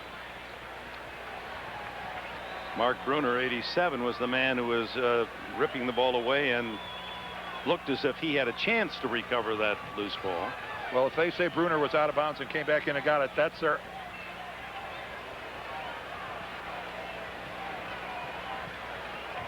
I just think they're reviewing the unreviewable. It sounds like something out of Man of La Mancha. Well, it was one heck of an onside kick by Martin Gramatica. And he did come up with something Gramatica. Oh, weren't you hoping? Well, yeah, I just... Well, this is painfully long, the decision-making process. After reviewing the play, the Tampa Bay player never had possession of the ball. Therefore, the ball was recovered by Pittsburgh. It is Pittsburgh's ball, first down. So the Steelers now will exercise something that hasn't been all that easy for them. The quarterback center exchange, and this game will be over. But for a moment, the Buccaneers had hopes of a couple of desperation passes. And credit Bruner with a big play. Here's a tight end down there digging away, denying the recovery. I still don't understand how they reviewed that. If he's when he said on the field that he had the ball. If he had the ball and the ruling on the field was he was down by contact, is that not the end of the play? It always has been. This will be talked about for a while. And now Stewart with a kneel down. And the clock will run out. So the Pittsburgh Steelers continue to surprise in the AFC Central. They go home. Bill Cowher's team 4-1 on the season, and close friends Dungy and Cowher with final word. And Tony Dungy's work will be a interesting demand this next week, because the media and the fans of this town felt this was an outstanding team, Tampa Bay, and they're not going to be all that pleased about a 2-3 start. It's a long season, and Dungy's crew with some work to be done, especially on offense and protecting the quarterback, as we saw today. With 10 sacks, was that the official total? 10 sacks. Bonnie? Well, a tale of two different games for Cordell Stewart. Cordell, the last time you were in Tampa in '98, 3 interceptions, you got benched. How much more rewarding was this experience for you today? It was one less interception, so with a W2 on top of it. So I'll take it. And, you know, thanks to the defense and my offensive line and Jerome and the guys, man, they really carried everything. And, you know, we made plays when we needed to, and that's what teamwork is all about. Speaking of Jerome, the bus clicking on all cylinders today. Your 4th straight 100-yard rushing game, but the touchdown pass. Now, you get a chance to defend yourself. Coach Cowher told me you practiced that on Friday, and it was the worst throw he'd ever seen. It was horrible, and you know, Coach Malarkey, the offensive coordinator, told me, hey, I don't care. We're gonna run it. You got to make that pass because it's going to be a touchdown. But it was, you know, it worked to perfection. Work today, and as a result, the Steelers are 4-1 now. That's Dick? right, baby. All right, Bonnie, thank you. It's a young team, the Steelers, and Cordell Stewart seems to have found his confidence. And when you've got the bus to ride on, how great is that? A 46-yard touchdown run to go with that touchdown pass to Jerame Tuman of 32 yards that gave the Steelers their first score in a 7-3 lead. The Pittsburgh Steelers 17-10.